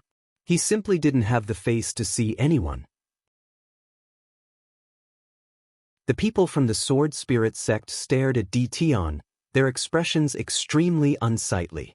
Their Sword Spirit sect's disciple, Xiao Mo, actually suffered such a miserable defeat. It was very hard for them to have a good impression of Tian. Not simple. The spectators all sighed in their hearts. As expected, they mustn't underestimate any geniuses. A mid-stage immortal emperor directly used sealing arts to suppress Xiao Mo from the sword spirit sect. The people from the Jialan clan were all stunned. Jialan Yuntian was even more dumbfounded. He felt that he was already very optimistic about Tian. In his heart, he did have a trace of hope for Tian's victory. But such an ending still caused him to be stunned. Xiao Mo actually couldn't even withstand a single strike from Tian. Such a disparity? Whose cultivation base was higher exactly? Was Tian really just a genius weaponsmith grandmaster? How ridiculous! Even if his identity as a weaponsmith was removed, Tian was still a character at the peak, able to easily display his glory. Seems like I've still underestimated him. Jialan Yuntian sighed. He cast a deep glance at Jialan Chuyue, hoping that she would be able to walk together with Tian. At this moment, Jialan Chuyue's beautiful eyes also froze. She thought back to the words Tian said when she sent him off. She suddenly felt more and more curious about Tian's appearance. His strength caused her to be pleasantly surprised. In that case, his appearance should also be as handsome as he said, right? The people from the Jialan clan stared in the direction of the Li-Fire Empyrean with interest. And as expected, the Li-Fire Empyrean's expression turned unsightly when he saw this scene. His subordinate, Xia Ho, was the same as well. It's just a single victory, it doesn't count for much. Xia Ho coldly spoke. Beauty Xiao, who was at the side, smiled but didn't say anything. This Xia Ho must be extremely unhappy in his heart. Not far away, Lu Feibai's expression grew even more unsightly. Back then when he challenged Grandmaster Tian, the Lu clan once spread the news that Tian didn't dare to accept the challenge. Now, it seems that Tian really didn't dare to accept the challenge? Maybe, Tian simply couldn't be bothered to accept the challenge. From the start to the end, this Tian had always looked down on him, a genius of the Lu clan. When he thought of this, Lu Feibai clenched his fists tightly, feeling a sense of humiliation. Tian himself didn't have the time to care about the thoughts of others. He returned to the light screen at the border of the Li-Fire Empyrean and very swiftly, more and more people walked out to challenge others. As more and more intense battles erupted, this grand banquet of the martial path was about to begin. This was especially so for those peak-stage immortal emperors from the peak powers. They could be said to be unrivaled in the immortal emperor realm with terrifying combat prowess. When they challenged their opponents, they could insta-kill them, simply tyrannical to the extreme. In such a battlefield, even Tian felt waves of pressure gushing over him.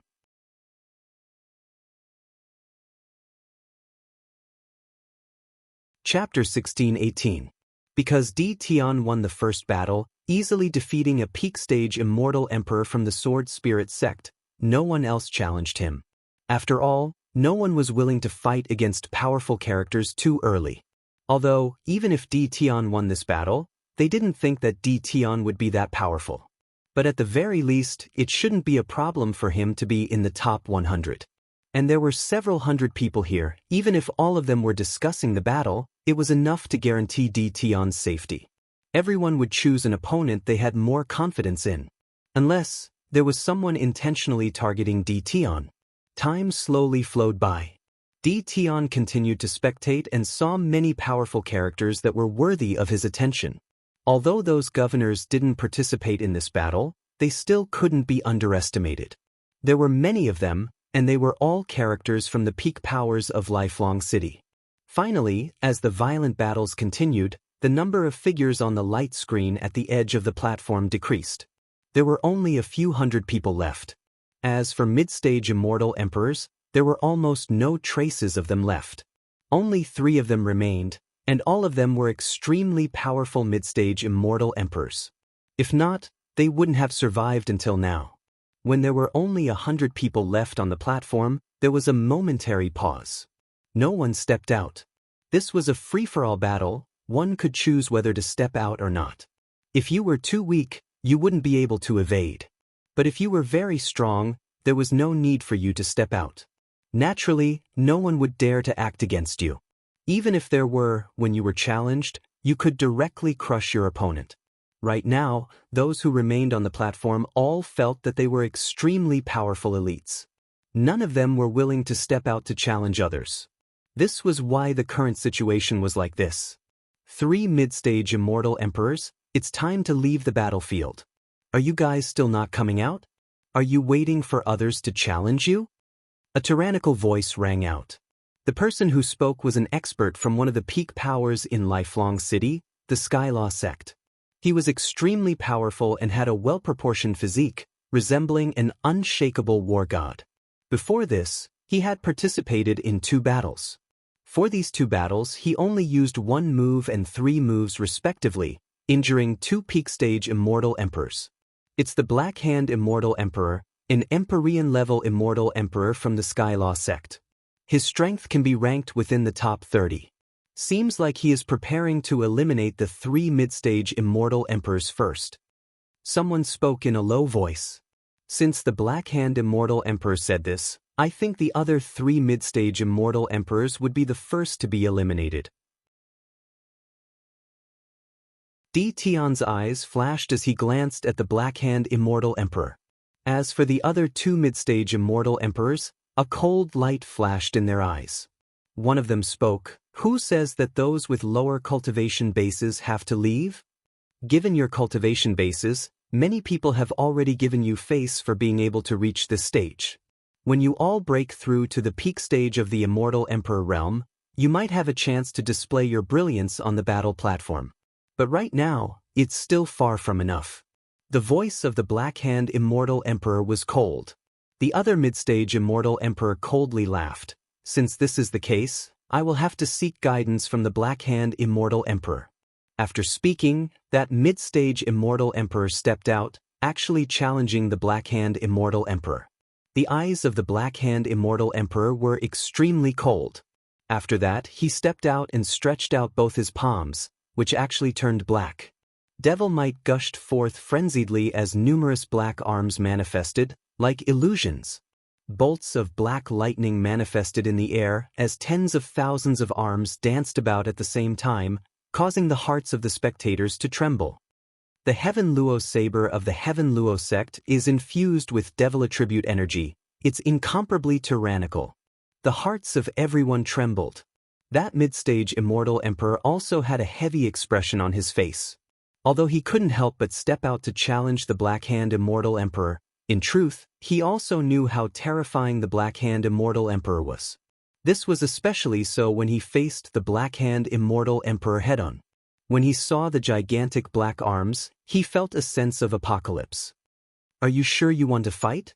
The Black Hand Immortal Emperor's voice was cold to the extreme. The tens of thousands of black arms enveloped the area, resembling an inescapable net. Countless devil sabers of darkness gleamed with destructive light, wreaking havoc in the air, tearing apart everything. That mid-stage immortal emperor stood there with an unsightly expression on his face. His body was trembling. He regretted his impulsiveness earlier. Only when he truly faced the Black Hand Immortal Emperor did he truly understand how strong he was. I admit defeat. It was like he had made an extremely difficult decision. That mid-stage immortal emperor spoke. The destructive light in the air instantly dissipated, like it had never appeared before. The Black Hand Immortal Emperor glanced at Tion and the other mid-stage immortal emperor as he coldly asked, "What about the 2 of you?" The expression of the other immortal emperor changed, turning extremely unsightly. Tion also frowned as he calmly spoke. Do you like to meddle in other people's business? The Black Hand Immortal Emperor glanced at Tion as black saber light flashed in his eyes. Scram out here. Tion frowned. After that, he slowly stepped out. Everyone sighed in their hearts when they saw this scene. Seems like the Black Hand Immortal Emperor wanted to expel the 3 mid-stage Immortal Emperors from the battlefield first. Mid-stage Immortal Emperors are ultimately still too weak and would be easily targeted. Although he domineeringly defeated the Sword Spirit sect's Xiao Mo, causing no one to challenge him for a long period of time, he still wouldn't be able to escape. Jialon Yuntian spoke in a low voice. Maybe there might be a pleasant surprise? Jialon Chuyue spoke in a light voice. Before this, she also felt that Di Tian wouldn't be able to hold on for too long. But after that battle, her confidence in Di Tian grew by a lot. Hence, she started to have some fantasies. It's difficult. This time, it's the Black Hand Immortal Emperor. He isn't Xiao Emo. In this battlefield, the Black Hand Immortal Emperor should be able to enter the top 30. Jialon Yunhai spoke.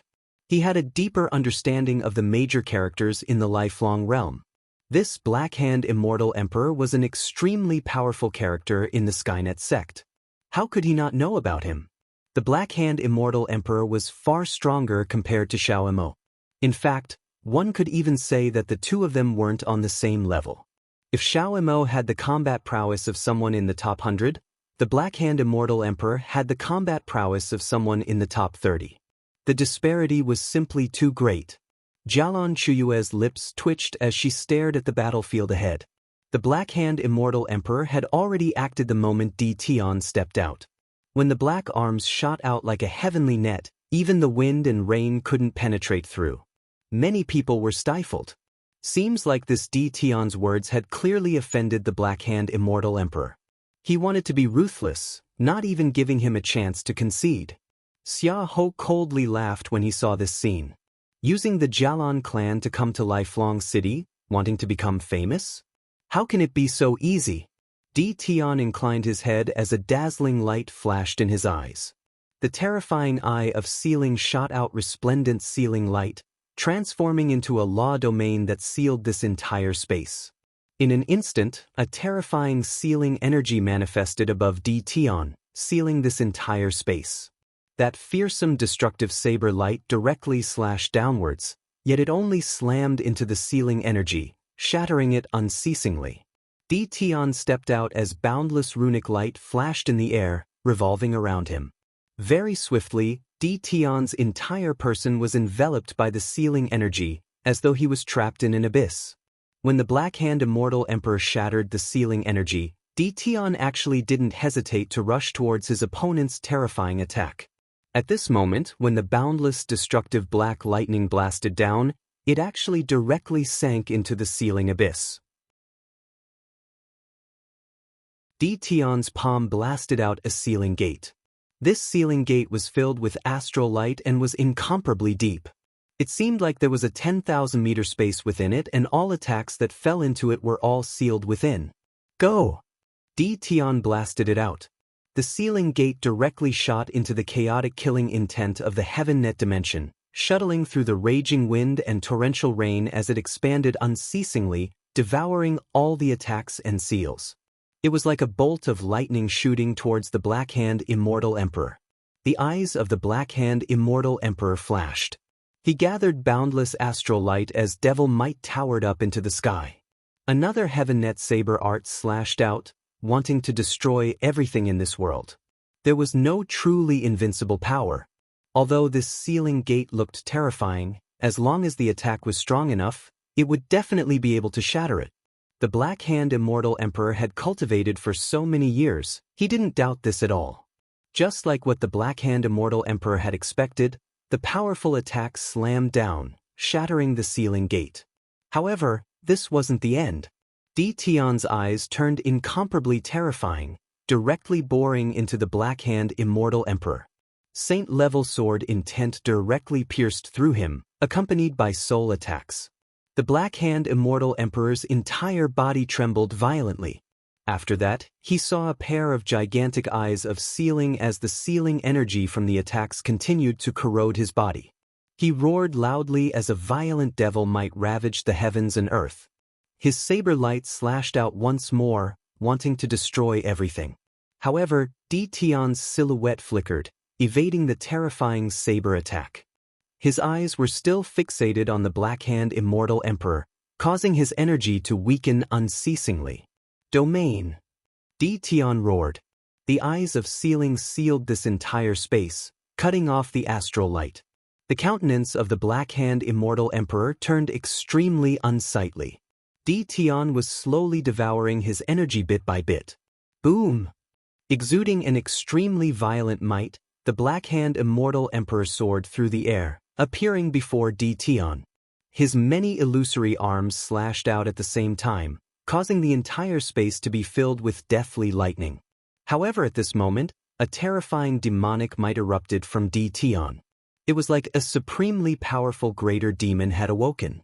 The shadow of the Xuanwu tortoise appeared, protecting him, allowing the attacks to land on him. Tion's eyes of sealing continued to attack unceasingly, causing the Black Hand Immortal Emperor's strength to grow weaker and weaker. Pucci! A fearsome bolt of holy will penetrated through. The Black Hand Immortal Emperor screamed in misery as blood flowed from his eyes. His defenses were instantly destroyed, and after that, the sword intent ravaged his body, causing it to tremble uncontrollably as blood flowed out from his wounds. I admit defeat. The Black Hand Immortal Emperor screamed in misery. Tion retracted his attack, and after that, the body of the Black Hand Immortal Emperor slammed into the ground, emitting a heavy thud. Why the need to jump out? Tion's eyes were as deep as ever. He glanced at the Black Hand Immortal Emperor on the ground before he turned and returned to his seat, as though nothing had happened at all. However, the impact of this battle to the spectators was truly immense.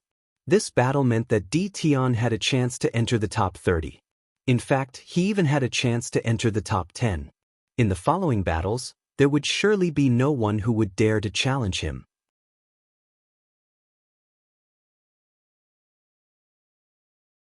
Chapter 1619. The Black Hand Immortal Emperor was in an extremely miserable state. His cultivation base was terrifying. The famous Supreme Immortal Emperor of the Skynet sect was heavily injured. He staggered down the platform, forming a stark contrast to his earlier arrogant attitude. The victor, Tion, was as calm as ever. It was like defeating the Black Hand Immortal Emperor was an insignificant matter. There was nothing to brag about. He closed his eyes and meditated, not bothering about anything else. At this moment, the gazes of everyone changed when they stared at him. They knew that this man was someone they mustn't antagonize easily. The people of the Jalan clan and Lifefire City were all dumbfounded. Too powerful, so powerful that it surpassed their expectations. Was this really that Grandmaster Weaponsmith Tion who had never acted before? His combat prowess had actually reached such a level. Grandpa, do you think he will be able to enter the top 10 and obtain the Realm Lord's reward? Jalan Chuyue's beautiful eyes gleamed even brighter as she asked Jalan Yuntian. Jalan Yuntian was speechless. He didn't know what to say. The top 10 was naturally difficult. It was simply too difficult. There were at least 10 to 20 terrifying characters from the peak powers here, and they were all popular contenders for the top 10. It was extremely difficult for a mid-stage immortal emperor to contend against them. However, he had already made 2 wrong predictions. Could he really treat Tion as an ordinary mid-stage immortal emperor? Every time he felt that Tion couldn't do it, Tion would always give him an intense surprise, using absolute strength to prove his strength. In that battle earlier, the Black Hand Immortal Emperor seemed to be the victor for sure. He was a supreme immortal emperor from the Skynet sect. No matter how he thought about it, he felt that Tion, a mid-stage immortal emperor, had no hope at all. But what was the result? Right now, he couldn't be certain anymore. He couldn't help but to bitterly smile and shake his head. I don't know. The battles continued. Other than Tion, the other mid-stage immortal emperor was soon eliminated. Other than Qin Wenyin, the rest were all peak-stage immortal emperors. In addition, there were some existences who had already locked onto the top 10 rankings. For example, Xianyuan Heavenly Dipper of the Xianyuan clan. His heavenly protective barrier was incomparably tyrannical, capable of transforming into 10,000 weapons to attack. He was like an undefeatable war god. Although given his strength, there was no need for him to step out to challenge others and no one would dare to touch him. He still stepped out several times to temper his strength, suppressing his opponents with a single strike. There was also the Divine Dragon Sect's Heavenly Dragon Saint Child. He could be said to be terrifying, able to summon heavenly dragons to fight. His power was boundless, and he was undefeatable. Jian Yi of the Sword Spirit sect was someone who was equally famous as Xiao Yu in the past. His combat strength was extraordinary, but he was much older than Xiao Yu. Hence, he didn't have the title of a genius like Xiao Yu. The Violet Sun Immortal Emperor, the disciple of the Poison Saint, young noble seizing heart, the young master of the Sun Moon Villa, the disciples of the Setting Sun Academy's Book Saint, all of these Empyreans were extremely powerful. There were immortal emperors who had cultivated for many years, as well as supreme geniuses of the immortal emperors. Every one of them was extremely powerful and was believed to be able to get into the top 10. If one wanted to get into the top 10, they would have to trample on them to advance. One could very well imagine the difficulty. After Di Tian domineeringly defeated the Black Hand Immortal Emperor, no one else dared to challenge him. Gradually, the number of people on the battle platform grew fewer and fewer. After so many battles, only 30 remained. However, at this moment, the battle had also reached its climax. Every clash would cause the heavens to collapse and the earth to crack. If not for the great formation protecting the stage, the might of the battle would have spread to the vast area of the Immortal Palace. He's in the top 30 now. Jialan Chuyue actually felt a sense of nervousness in her heart. Di Tian only used 2 battles to enter the top 30. If one of his participants was eliminated in each battle, there would only be 15 participants remaining after a round of battles, and they would only be a step away from the top 10. Unless Di Tian encountered a situation where he was continuously challenged by others. In that case, it could only be said that his opponents all felt that he was weak. Another battle erupted, only 29 participants remained on the battle platform. At this moment, an imposing figure akin to a divinity stepped out. His body was extremely large, transforming into a giant. His eyes were terrifying to the extreme, gleaming with white light. Every step he took caused the entire platform to tremble. The gatekeeper of the ancient tomb Holy Mausoleum. In Lifelong City, there was a mysterious sect called the Ancient Tomb Sect. Experts were as common as the clouds, and they resided in the Holy Mausoleum. The person before them was none other than the tomb keeper. Normally, it was extremely rare for him to come out. But now, because of the grand banquet this time around, he actually came to participate. The eyes of the tomb keeper flashed, directly landing on Di Tian as he spoke. "You, come out." The gazes of everyone froze. Among the remaining participants, Di Tian was definitely a unique existence. His cultivation base was the lowest among them, only at the mid-stage of the Immortal Emperor realm. But even now, he was still able to remain on the battlefield and wasn't eliminated. This could already be considered a miracle. Right now, the Tomb Keeper actually challenged him. This mid-stage Immortal Emperor should have already left the battle platform, right?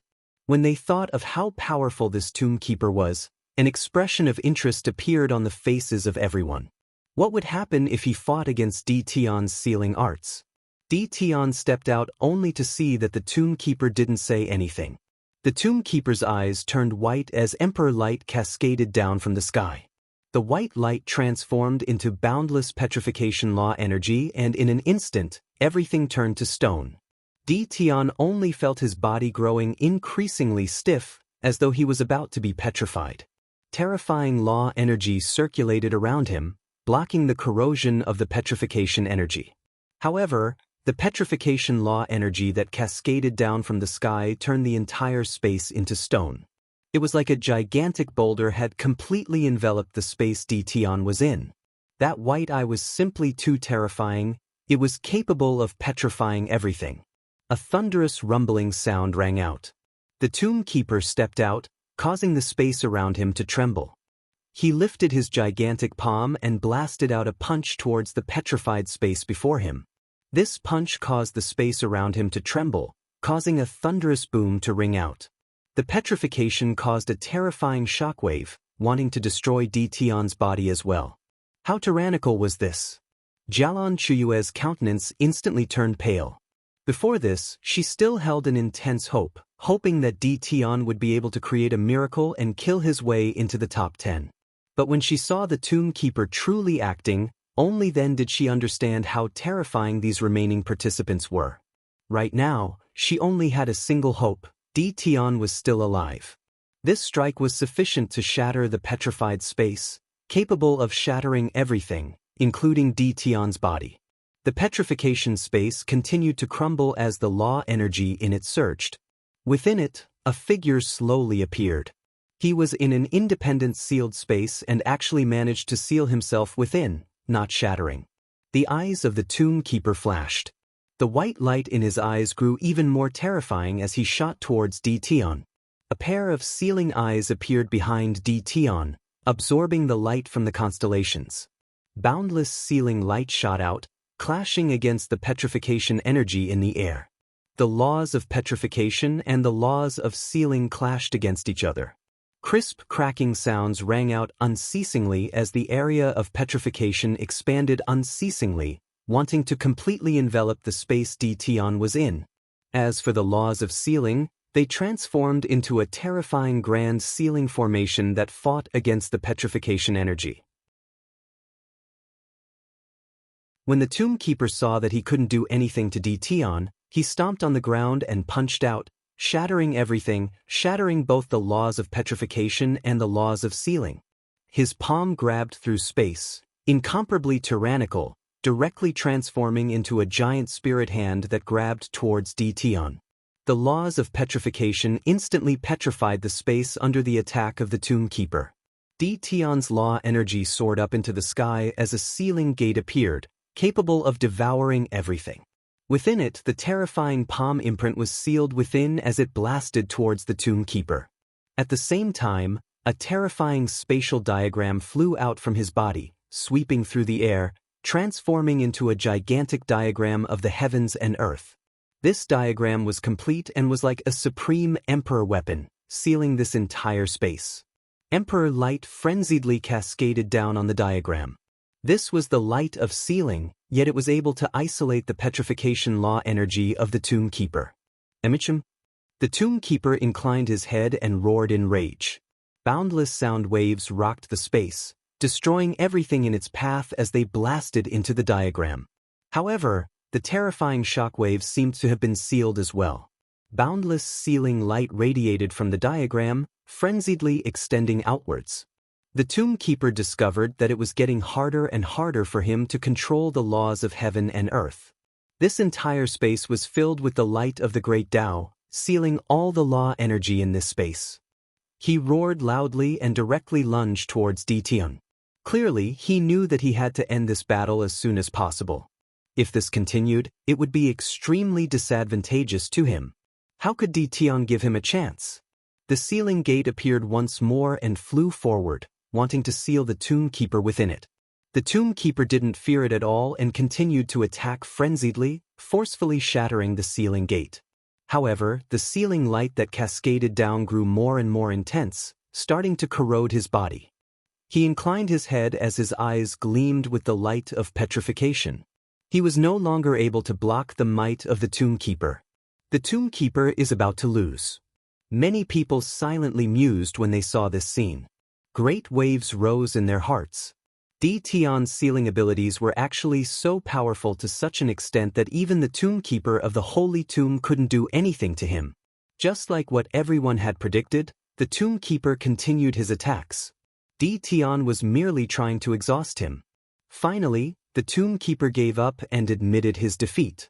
He was incomparably dispirited. For this battle, Tian was still the victor. A mid-stage immortal emperor once again displayed his overwhelming combat prowess. Compared to his weaponsmithing techniques, Tian's combat prowess wasn't inferior at all. Xia Ho's heart trembled. The eyes of the Li-Fire Empyrean also gleamed with a strange light. Tian was so powerful. If this continued on, he might really be able to enter the top 10. Next, the battles continued to erupt. Every single battle would result in someone being eliminated. Tian's victory over the tomb keeper once again shocked many people. After another round of battles ended, unknowingly, there were only 15 people left on the tall platform. As long as another 5 were eliminated, the top 10 would be born. Jialon Yuntian's heart trembled. He spoke in a low voice, Maybe, he only needs one more battle and he would be able to enter the top 10. Top 10? Jialan Chuyue's beautiful eyes flashed with a strange light. Next, more battles erupted. What caused the people of the Jialan clan to be shocked was that there was still no one who challenged Di Tian. In the blink of an eye, only 11 participants remained. The 11 participants on the platform all fell silent. No one took the initiative to step out. If there was no one who challenged Di Tian, he would directly enter the top 10. There wouldn't even be a need for a single battle. You're tuning in to the Passion Pages YouTube channel. We're so grateful for your support, and don't forget to subscribe to join us on this incredible journey through captivating stories. Your generosity through donations truly makes a world of difference, as it's the primary source of revenue that allows me to expand and enhance this channel for you. Thank you from the bottom of my heart for being a part of this adventure.